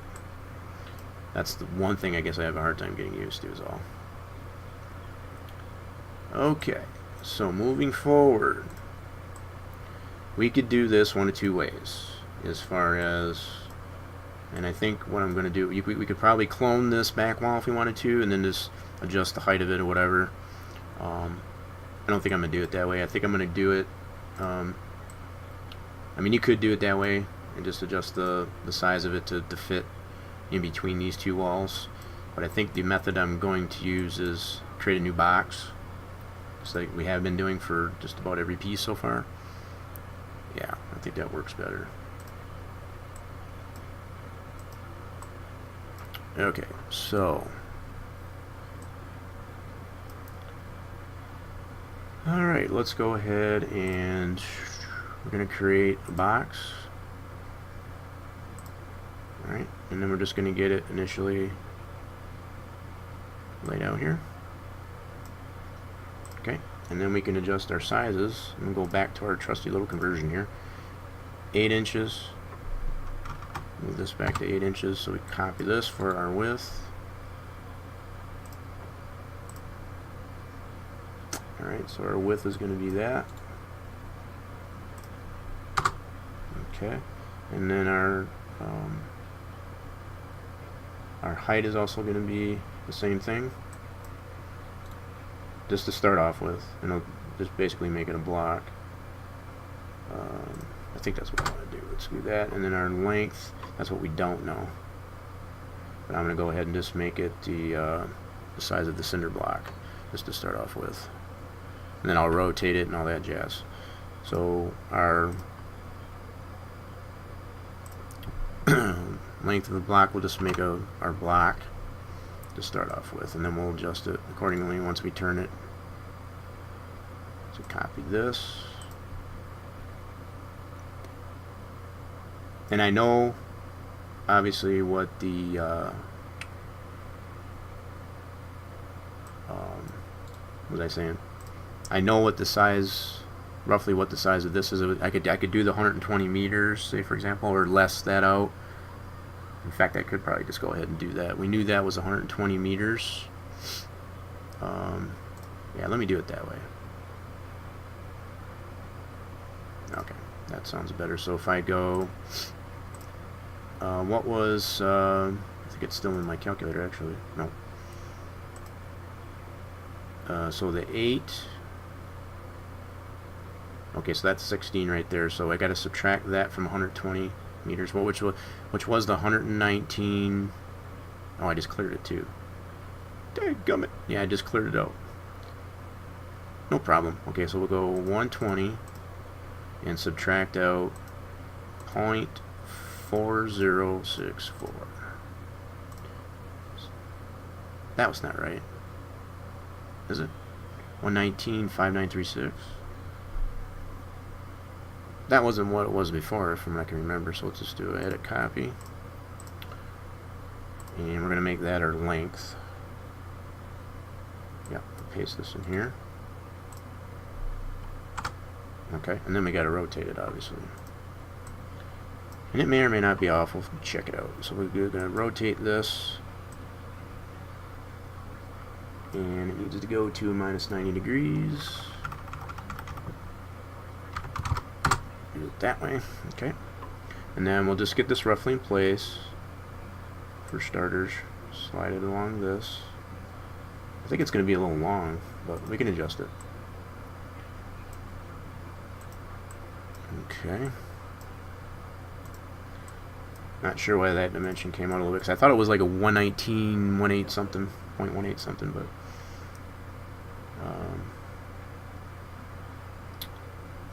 okay, so what we can do, let me slide this one down just so that it's not overhanging.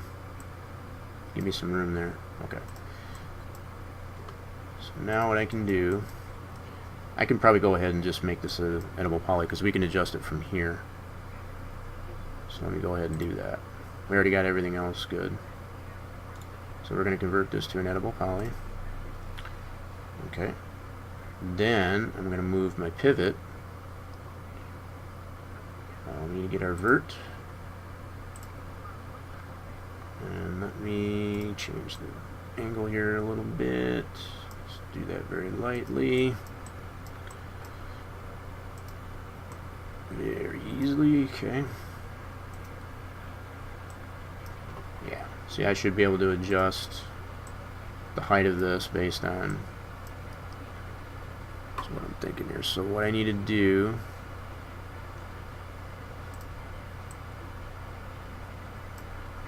I want to get this vert here. Okay. What do I need to do? I need to get, I want to get my transform over to that vert is what I want to do. Yeah, so dealing with something I guess this long, it's kind of crazy. So let's select off of this here. So what I want to do is slide. I'm going to put it on vert snap. I want to get this. Oh, what are you doing? What are you doing? Oh, I got to do effect pivot. See, that's what I missed. Effect pivot. And I got to move this down here. All right. So now from here, I should be able to zoom in and get it on the proper vert. I don't know of any other better way, I guess, to get the pivot, I guess, down there, be that it's such a long piece, but there probably is an easier way to do that, I'm sure. Okay, so on this vert, I guess I'm on the right vert. So I want to get this vert and get it lined up with this one here. So keeping it on vert snap, I want to move this to there. So now I got it snapped to that vert on the inside of this box here. Okay. Alright, so let's turn the snaps off. Yep, so now we're snapped to that. So now what we need to do is we need to get the height of this up to here. So we need to take those verts. Let's see. I wonder if there's an easier way to do that. I need to get this poly up to this vert. Right? So I should be able to, in theory, should be able to get the coordinate for this vert in this box. So going into this vertex, I need to get the height of this wall up to this vert. So I need the Z of this here so I can move this poly up to that point. So I'm going to copy this Z, okay, and then I'm going to go into this one, select, yeah, I am kidding it. So much easier, I'm telling you. Alright, so we want to select this poly and copy that Z, paste that Z I should say, into there, and that brings it up to that level. Whoop. So let's go back into the vert, see how that looks there. That's actually not half bad. Not half bad. Now what I could do is the same thing that we did for the back, is I could bring this back and then put this wall in front of it, and it might look a little bit better as far as the slope coming down to that without having this, that little bit of a triangle right there. And I might necessarily go ahead and do that now that I think of it. Okay, so let's do that. So what we need to do, with that being said, we need to scale this side wall back so that we can bring this in front of it, so that that slope will basically come in line, much the same as we did for the back, you know, the slope upwards. Alright, so to do that, we need to move this poly to this vert on this box. Alright, so this vert here, oops, I'm going to get on that vert. So this vert here, we need that, I think that would be the Y for that one, if I'm correct. So the Y for that, we need to move that poly to that Y. Okay, so we're going to copy that Y for that vert. Okay, and then we're going to go back into this object, select this poly, and paste that into there, and it should move that back. There we go. So now we need to move this wall to this vert.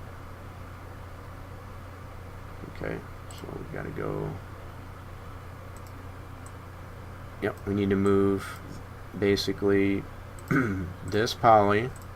Oops. We need to move this poly out to the outside edge of this wall. So we need to get the X of this poly. Oops. X of this poly. Copy that.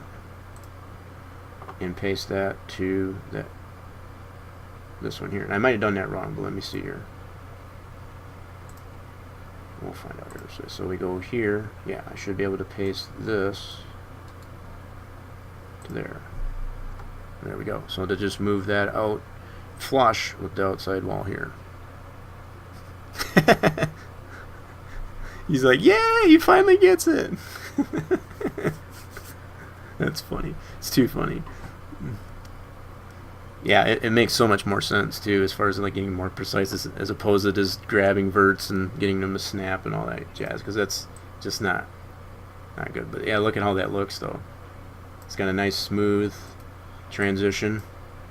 You know, you could see this being done in normal construction, as far as like have the slope come up to here and have a flat edge here rather than, you know, have something sticking up there.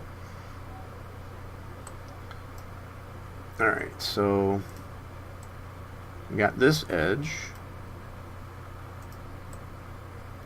Now we need to fix the other end. So we're going to go down to this end. Let's go ahead and select the vert down here. Zoom to that. Oh yeah, for sure. And I mean, I've watched you enough, I guess, to get somewhat of the idea. I just didn't know, to be perfectly honest, as far as being able to select a poly, a whole poly, and be able to change the. I was always under the impression you had to have the vert selected. That's been my confusion and my misunderstanding with it. You know, as far as being able to select that poly and move that whole poly to a vert coordinate, essentially, I didn't know you could do that. I'll plead ignorance, I guess, on that. So, doing the same thing as we did on the other end.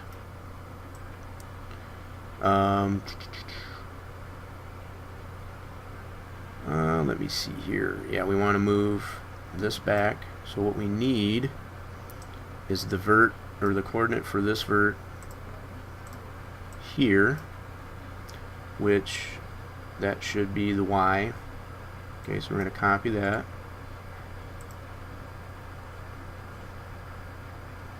It's not perfectly aligned to XYZ. It can handle better.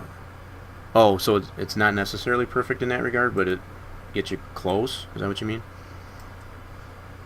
To me, it looks pretty dang perfect, if you ask me. But okay, so I copied that Y to that vert on this one, in this box. So now I can select this one, select this poly here, and paste that Y. So that moves that back. Now we got to move this. We need to move this poly to get it out to this one. So we need to get this X. Alright, so we got to go to this polygon here. So that X, we need to copy that. Okay. And then go back into this one.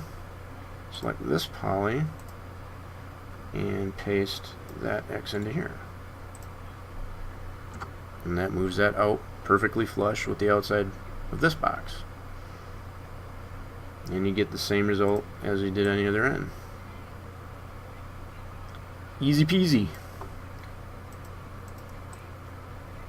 Yeah, so this is why I wanted to do a stream, I guess, to show a better way, I guess, of doing that, because the stream that I had showed previous, I guess, to this, as far as to get to this result, we've gotten a lot farther, even with trying to learn as we go here, as far as to do this. And I got to applaud myself, to be perfectly honest. I'm just going to take take a minute here to pat myself on the back. I have not had to move out of orthographic view whatsoever. So that's a huge stepping stone, I guess, for my purposes, because I've always been in the habit of going into the different views and grabbing the verts and all that stuff and trying to get them snapped. Okay. And that's, yeah, I'm getting there. I'm not anywhere close, I guess, to where you're at, James, but it's like, yeah, it's a huge improvement, I guess, in them being able to, and it looks so much better. I mean, I know for a fact that a lot of it's, a majority of it, in comparison to the way I did it previously, is lined up the way it should be. There's not going to be any gaps. There's not going to be misalignments as far as, you know, having it perfectly straight. Granted, as you said, it's going to be average, you know, averages as far as the way it's applied, but it's much closer than the way I was doing it previously, to be perfectly honest. I 100% agree. Okay, so be it the fact that we've got all this, we got all of our box, you know, our initial frame here, I guess, for this. What you could do now, and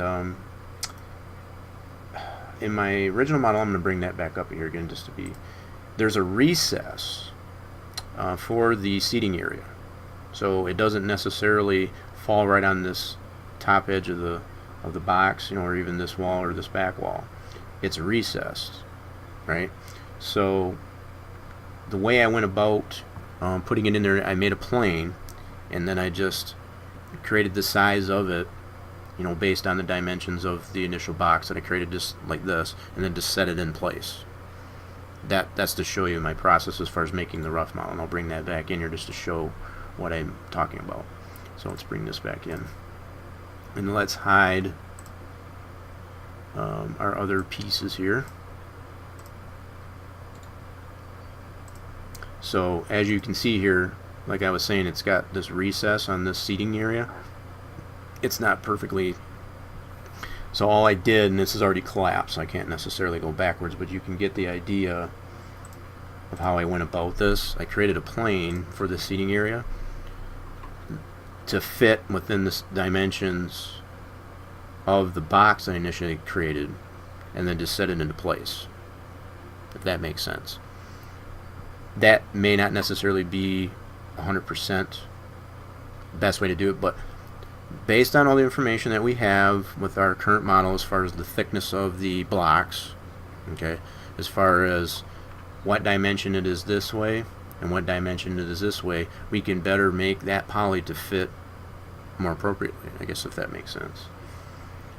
So with all that said, I'm going to go ahead and hide this just to show you what I did there, and you can see all the cuts and whatever that I have in this. Day 555, what's up, buddy? Appreciate you stopping by. Thank you for that. Host, much appreciated. I know you're already following me, so I appreciate you giving me that host there, buddy. Racer James could create a flat plane snap to the inside of the walls verts. Now it will end up at the top and recess it, but not recess, but you could, yeah, 100%. Yeah, so you could do that, and I think that's primarily roughly the way I went about it, to be honest. For the rough model here, as I'm showing, I think that's roughly the way I did it, and I did it my old traditional way, as far as like grabbing the verts to each end prior to collapsing it all. To be honest, I went ahead and grabbed those verts and just dragged it to where I felt it was inside of the wall, and I know that's 100% wrong, but realizing just what we've gone through so far, there's a much more precise way of going about it. So I'm going to go ahead and hide this model again and bring back all of our other pieces. Whoops, I got to get out of this. Keeping our ground plane in there. So we're going to unhide all of our pieces that we've done throughout this entire session. So yeah, I get what you're saying. So from any of these edges, I could just basically make a poly, stretch it all the way across there and snap it, and then just recess it once that's, you know, snapped, I guess, to the edges, you know, be it on this inside edge, this inside edge, that inside edge, and this inside edge. And I think that's probably the way I'll go about it. So let's put this to a top-down view. Okay, let's get this oriented. Okay, so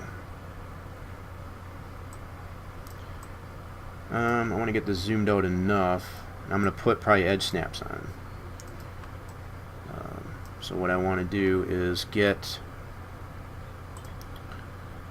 this. Let's go ahead with, I'm thinking it might be easier to do it from this way, to be honest. I think if I do the edge from this way, let's grab this inside edge. And I don't know if you can hardly see that in the stream there, but let me zoom in on this. What I've done is I've grabbed this inside top edge of this wall. Okay, and then what I'm going to do is do a shift drag to create a new poly all the way up to this edge, and I'll put this edge snaps on there so that should potentially snap that too. We're going to see how this works. This may go badly, we'll see. Oh, you have to break the verts or detach the poly to be able to drag. Okay. And I know you showed that before, and I'm trying to remember now. So I can't simply just grab that edge like I got here. So I need to break that off first. Is that what you mean? I think I've seen you do that before. In fact, you did that in your stream Monday, past Monday. You don't think you have to break it, or clarify that for me real quick. I want to make sure I'm understanding what you meant there. So what I was going to essentially do, like I said, I was going to grab this edge, break verts or detach poly to element, and do the same thing. Okay. See, what I was thinking, what you should essentially be able to do is just highlight this edge without breaking it. In fact, I'm going to just go ahead and do it. If it screws up, I can always go back. But just go ahead like this and do a shift drag this way. Oh, and I see what it's probably doing. Yeah, that might not do what I want it to do. Okay, hold on. That's not doing it the way I thought it would. So let me try and break it. That seemed, okay, yeah, I got you now. And I saw you do that. You showed that, I guess, in your stream there Monday. I remember that. Okay, so I need to break this. So let's not detach it, but I need to break it. So I need to go down to edges. And I'm trying to remember where I got my break. I gotta go to edge.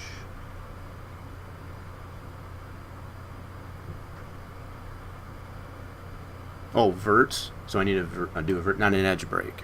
Okay, maybe that's where I got lost. Okay, so over verts break. So I'd have to actually see. I don't remember you doing that. I thought you had the edge selected. Am I incorrect on that? I thought you had the edge selected to break it, not the verts. Or do I just go ahead and break all the verts? So okay, so to select all the verts for this particular. Okay, I'm tracking you. I guess I don't remember you doing that. So we'll go ahead with this. So we'll go. Oops. Make sure we got all the verts here, and then break those. Yeah, there we go. So we want to break all those verts. Okay, that's 8 vertices selected, so I think that's right. So we got 1, 2, 3, 4. Yep, 4 on either end. It's cool. So we got 8 verts broken. So now what I should be able to do from here is select that edge and be able to drag it. Is that how that works? Alright, so let me zoom in on this. Let's go grab this edge. Oops, and make sure I got the right edge.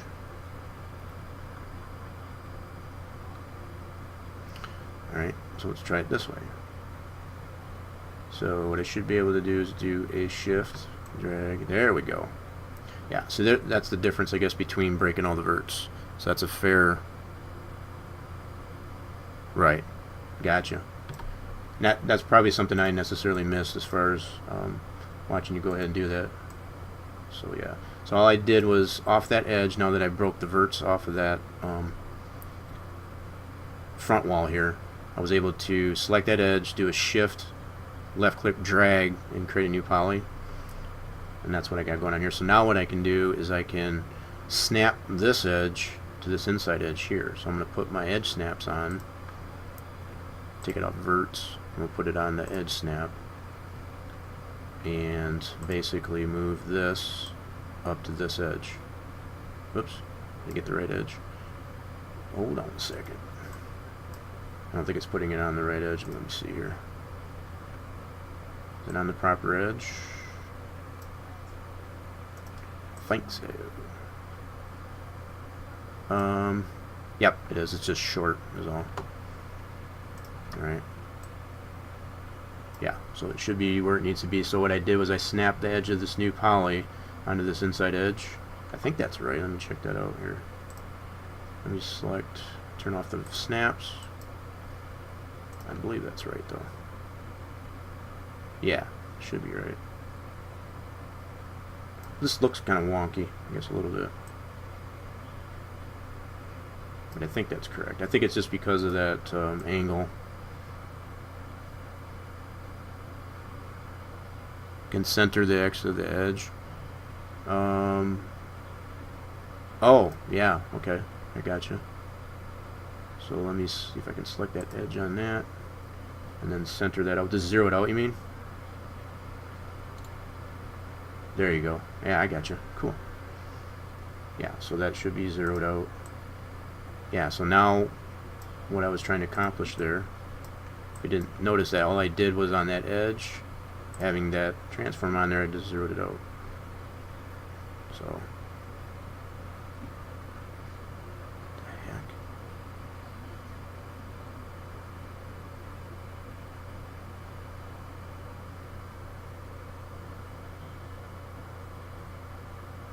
Right, okay, sorry about that.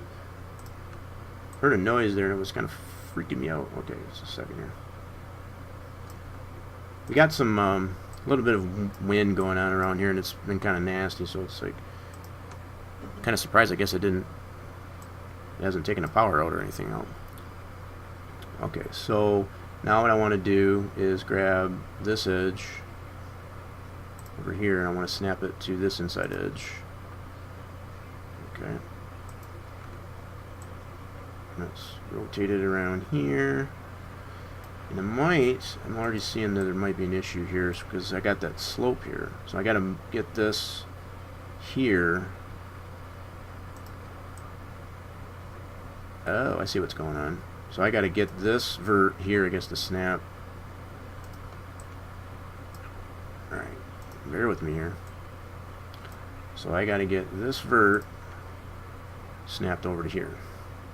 So we're going to put this on vert snap. To get it to snap, there should be a vert right there. Let me get this in focus here a little bit. Yep. Snap into vert. So we're going to go like this, put it on vert snap. And get this snapped over to here. There we go. So now that's snapped to that corner there. And this is just to get it initially into place, and I'll be able to drop the whole thing once I get it at least all to that top edge first. Okay, so oh, that's right. That's a part of this object. I forgot about that. Okay, so that should already be in position now that I think of it, because that was based on that edge. Let me turn the snaps off here real quick. Let's zoom in on that.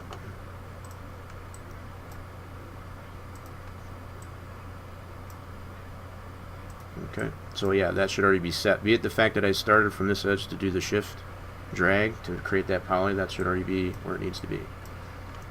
Okay, so that should be the same on the other end. Now I just have to adjust the upward slope on the other end. Get that all aligned.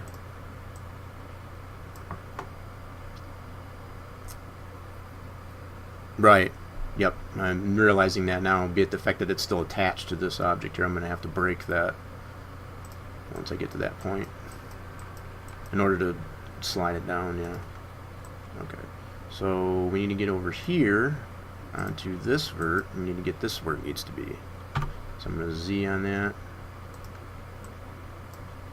Okay, didn't zoom in quite as much as I thought it would. Okay, so now we need to get this snapped Same way we did the other end.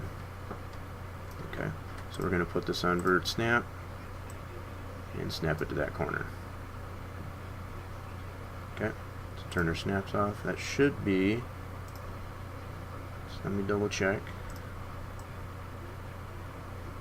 Is that just me, or has that got a little bit of a... There, let me double check here.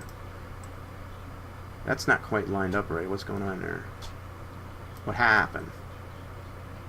The height of this back wall is not snapped. Okay, we can fix that. It's snapped, yeah, this is snapped here, that's fine. But the height of this back wall, I guess, didn't turn out right. So what I need to do is select this back one here. I'm not really sure why it did that though. Or is that the same way all the way down? Let me see. That might be an issue. I might have to bring that all the way down. Something. Huh. Something went wonky, I guess, on the height of that end.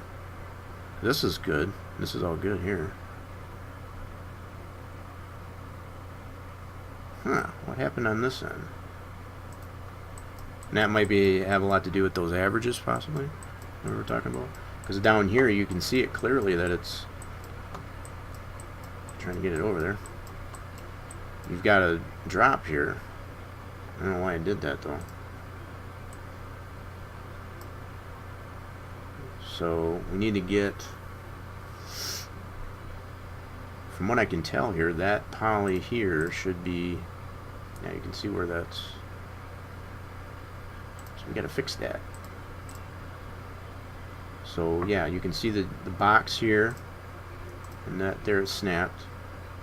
So what I need to do is get the Z of this poly and get this poly down. For some reason that didn't. Right. Yeah, we're thinking the same there. So I got to look at the Z verts. So this Z vert for this one. Yeah, let me adjust this here. So I'm going to copy this one from this box. That's where we want that to be. And go into here, select this poly. See, that's at the 10 meters.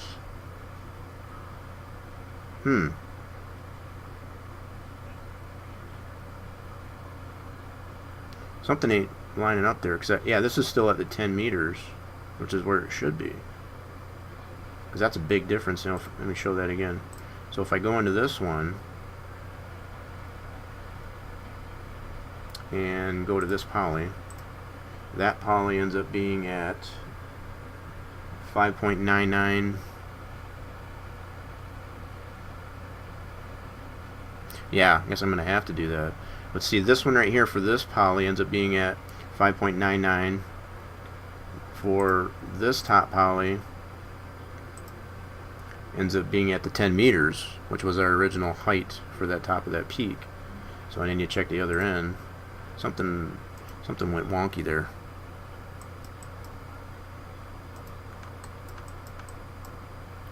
So let's go check it on this end. Let's zoom this out. Yeah, be it the fact that this thing is so darn big, so we got to zoom it out here a little bit. Let's go on this end. We'll check this out. So our poly on this end for this. Whoop, get the right one selected here. At the... Oh, you think so? Okay, well, we'll find out. So this poly on this end sure is. Look at that. So this one's at... See, the other end was at 5.99, and this one's at 6.01. I'll be daggone. So I got to copy this. If I want to keep this to get it to line back up here, I need to copy this Z for this poly. How that happened? And that's probably that averages that we were talking about earlier as far as it. Okay, so I need to copy that.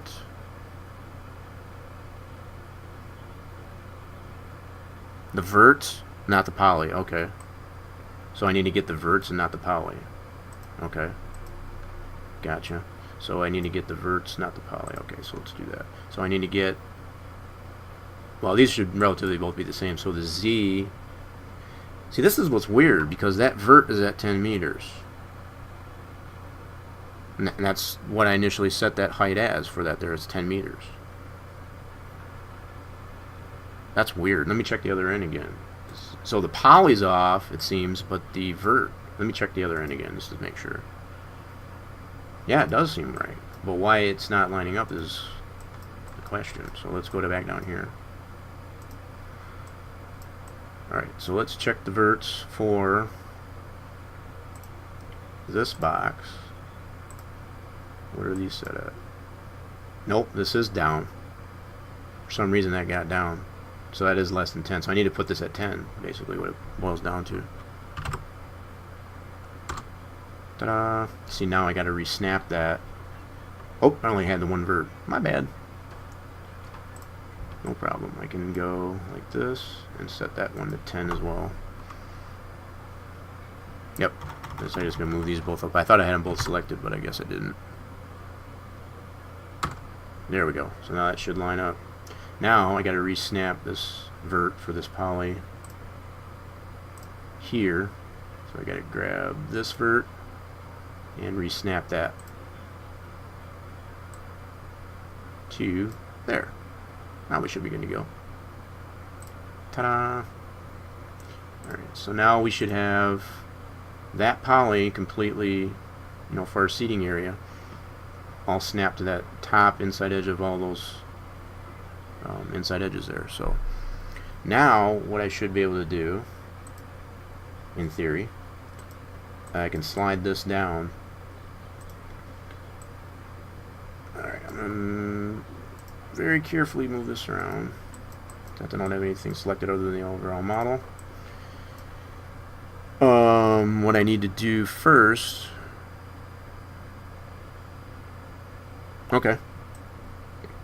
I don't think that shouldn't be. I don't know why that would be, but... You talk about this one here? Oh, turn the snaps off. No, that should be right. The front edge is going to... Oh! I got you. Yeah, so this... I got you. I think I got you. Yes, be it the fact that the way I drug it, yeah, it's probably not going to line up just right. So I need to select... Good call. Alright, so yeah, this here, I need to make sure this vert is snapped on the inside. Yeah, I can see it now. You can see how it's on a tangent and snapped down here. Okay, so I should... Those are still broke, I think, right? I think. Right. Nope, I got you. So, yeah, I need to go to vert snap.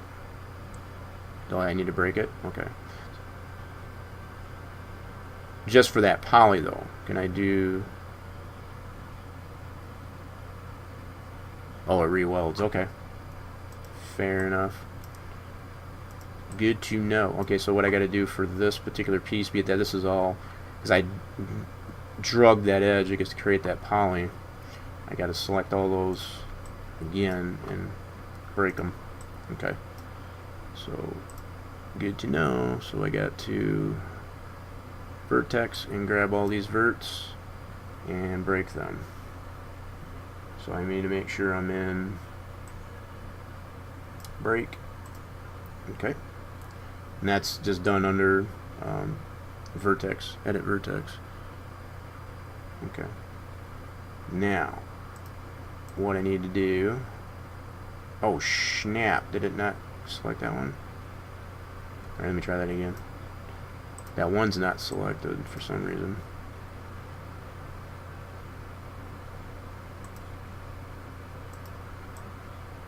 There we go. No, I think I got it. Now,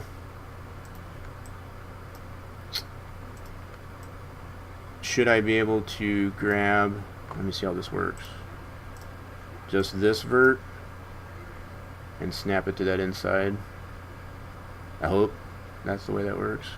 Otherwise, if it don't, that's going to be ugly. Oh, what is going on there? Yeah, I don't think I got it.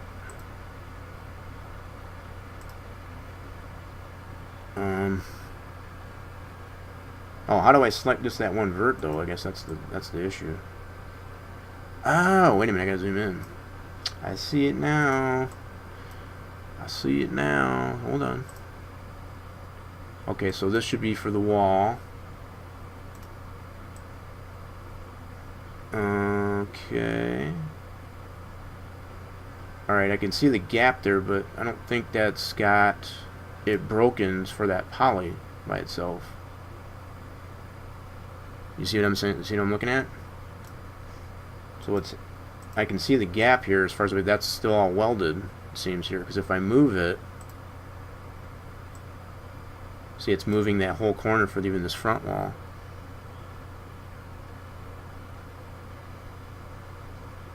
No, the right wall looks fine as far as, yeah, that one looks fine.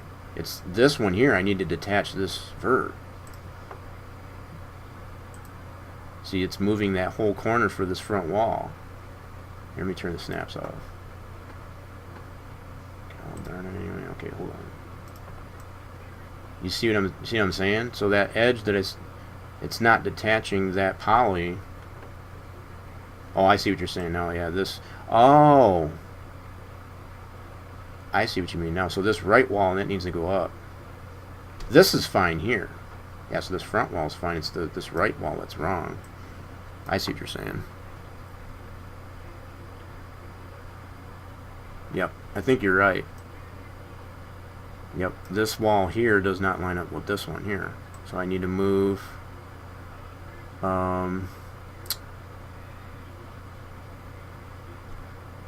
well, what I should be able to do is get the, I don't know if that's correct, but I can take the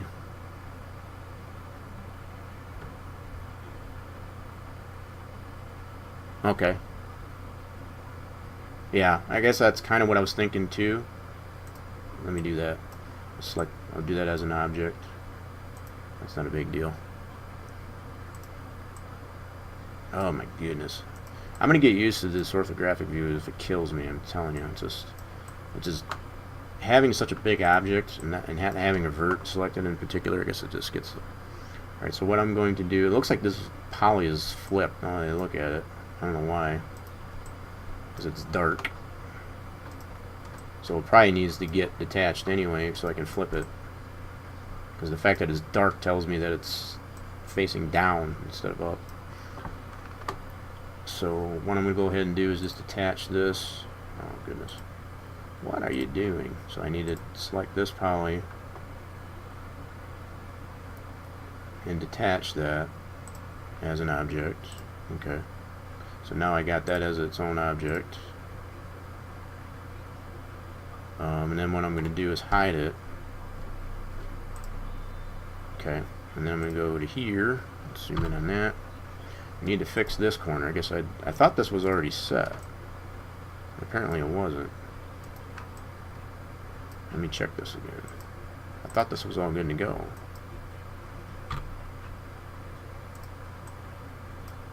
And it's not. Look at that. You can clearly see that it's off. Okay. So I didn't fix this in. So what I need to do is set this poly to the height of this poly. I think. Or would I have to do the verts? I think I would have to. Let me check it here. So this poly, yeah, it wouldn't be at the fact that it's a slope. I can't do it. I have to go by the vert. So, okay. Yep. I got you. It'd be at the fact that it's a slope. If it was straight, I could probably do it that way, but. Alright, so what I need to do is go into here and get the vert location for this. Yep, so we want to get this up to this level, so I need this vert coordinate, which that Z is at this, so I need to copy that. Alright, and then go into this one and grab these two verts and paste those like so. There. That's where we need to be.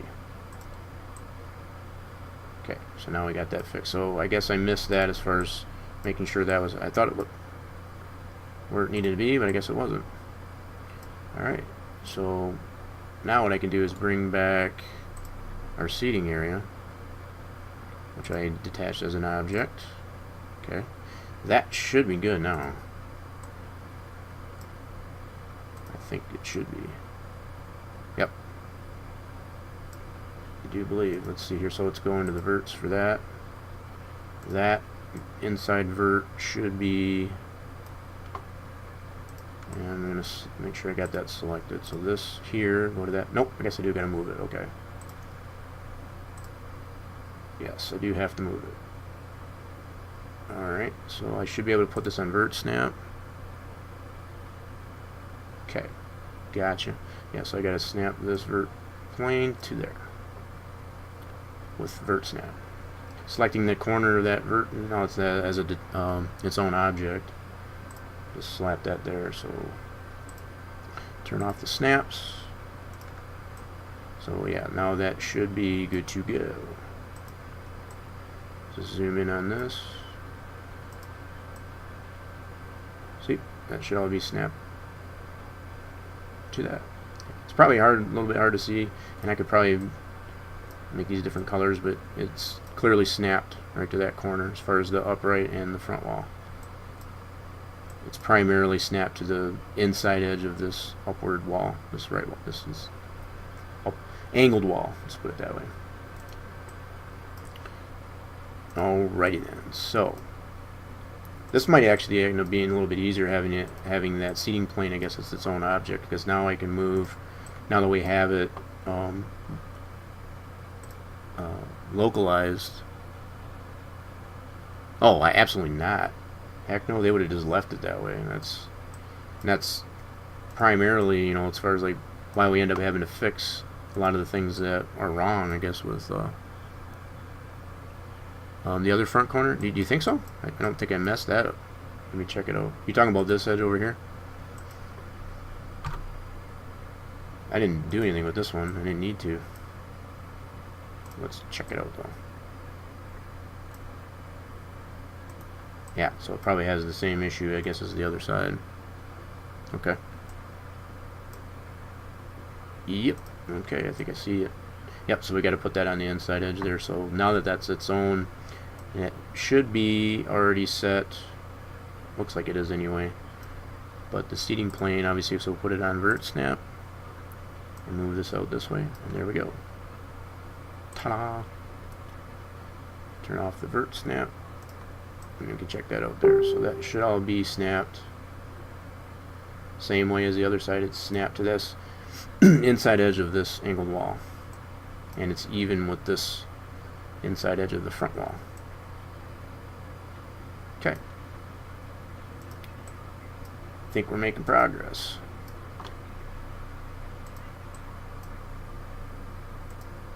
Alright.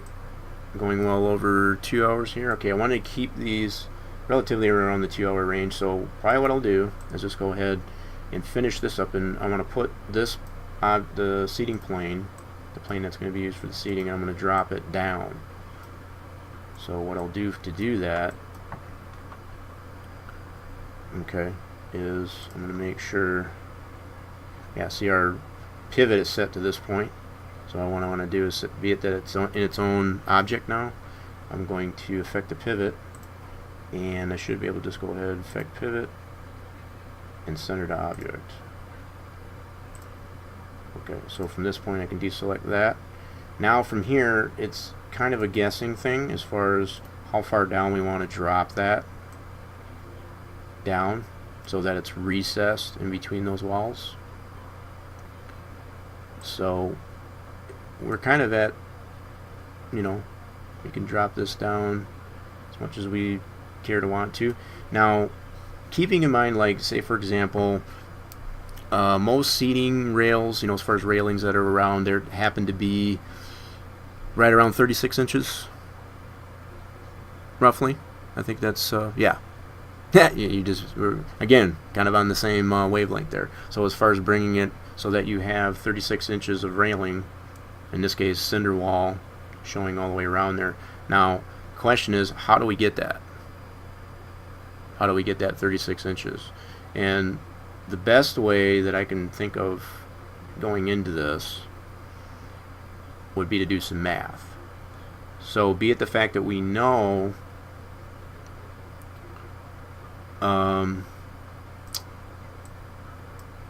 dimension of the height of this is 10 meters, okay, 10 meters tall. So if we subtract 36 inches from that, that should give us a rough, here, let me see. So yeah, if we were to put this, let's put this back. Okay, so this should be at, the Z in this case is 6.018. Right, exactly. That's kind of what I was leading to that. So what the Z is on this one, it happens to be 6.018 meters, so we have to subtract 36 inches and convert that to meters. So let's take 36 inches. Right. So what we need to do is do 36 inches, which ends up being 0.9144. So that's how much we'd have to subtract from the Z of what we have here currently. So right, like I said, 6.018. So let's bring up our trusty calculator. We'll clear this out. 6.018 and subtract,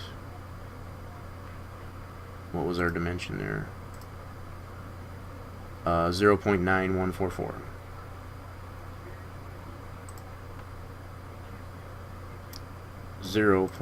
.9144. Is that right? Whoops. Yeah. Alright.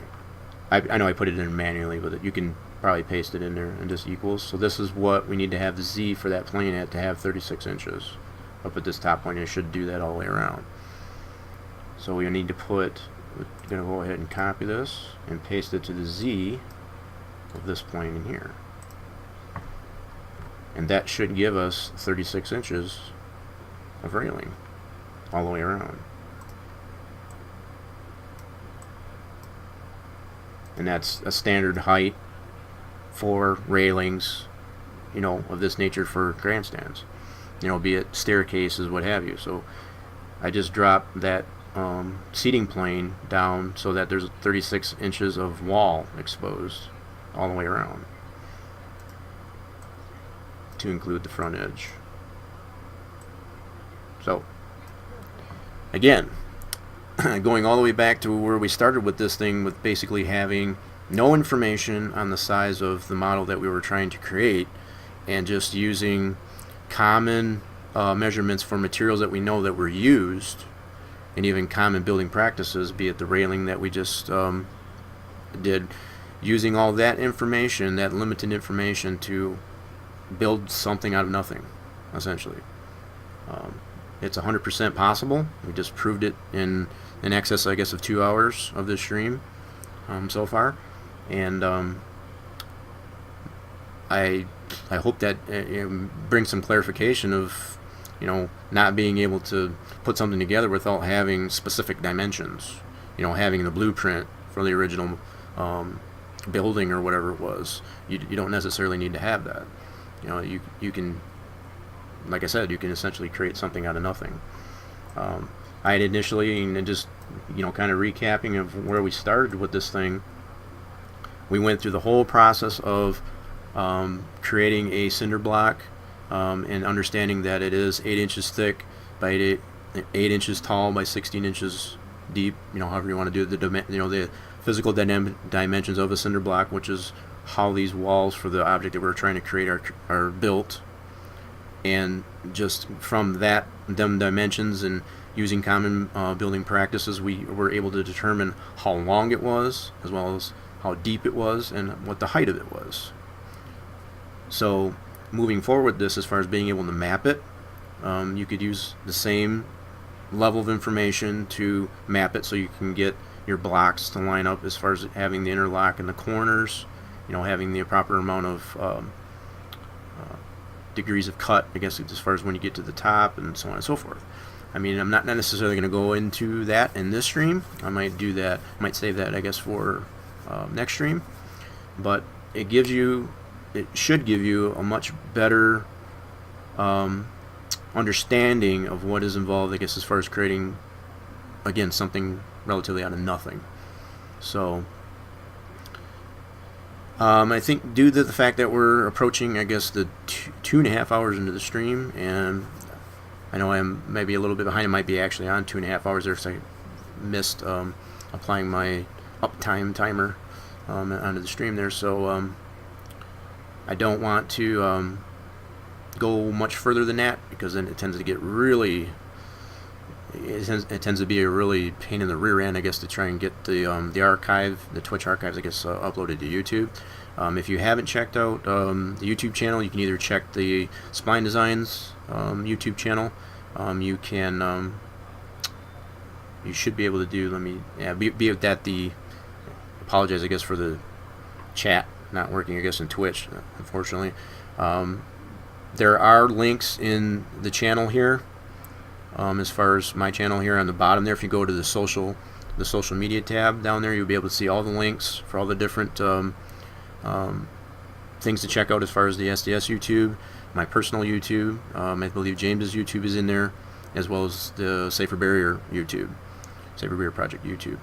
Check all those out. If you find it necessary, you want to join the Discord and see what's going on in there.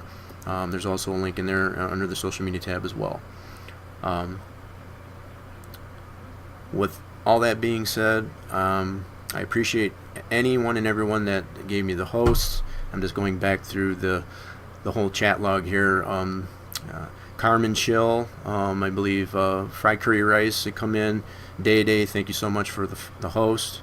Can't thank you enough. I hope to do many more of these streams, I guess, to show these different types of processes that we apply, I guess, for relatively NASCAR Racing 2003, but also can be ported into, creating these raw models as we do, being able to apply them, I guess, to anything that you so choose that has the ability to be able to mod it. Hope you found the stream very informative. Again, I can't thank enough for all that. I'm just going through the chat here, and it's just mind-boggling.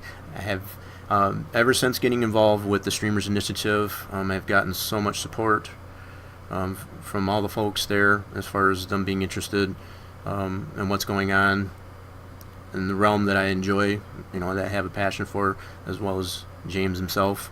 I've just overwhelming support.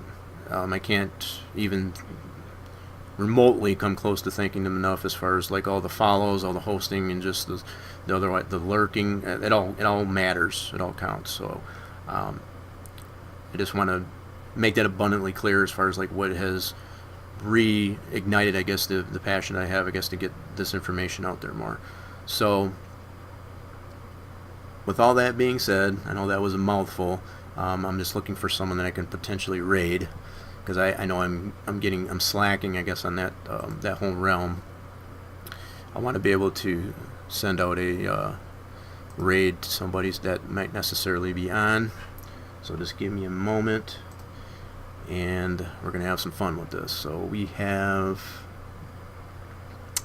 nobody that I necessarily know that's in the TSI that is streaming at the moment. And I understand too, I guess, as far as with the holiday weekend in full swing here, with the Easter holiday in full swing in there, I know that there's probably a lot of them that are spending time with family, and that's completely understandable. And I want to make sure, I'll make sure to, I guess, to put that that out there too, as far as like, hope everyone has a very happy Easter. Enjoy your time with family. Again, I can't appreciate enough, as far as all the interaction with chat, and even with all that going on there. And I know I'm dragging it out here, but it's just, I'm just making sure I've got everybody covered, because that's one thing I want to make sure that's abundantly clear. Okay, so yeah, we had Buttercracker. I think I'm saying that right. We had him follow. Appreciate that. We had Day as the host. Racer James was obviously nice enough to assist, I guess, in my struggle, I guess, as far as to get there, and I think we've accomplished quite a bit, to be perfectly honest. So appreciate all of your help there, James. So I'm going to stop rambling, and yeah, be it the fact I was just looking to see if I could find somebody to raid, and there's not necessarily anybody on that. Yeah, so I apologize for that. So I'm just going to go ahead and end this abruptly, and just wish everybody a happy Easter. Spend some time with your family, and we will see you again next time. Thank you again for watching.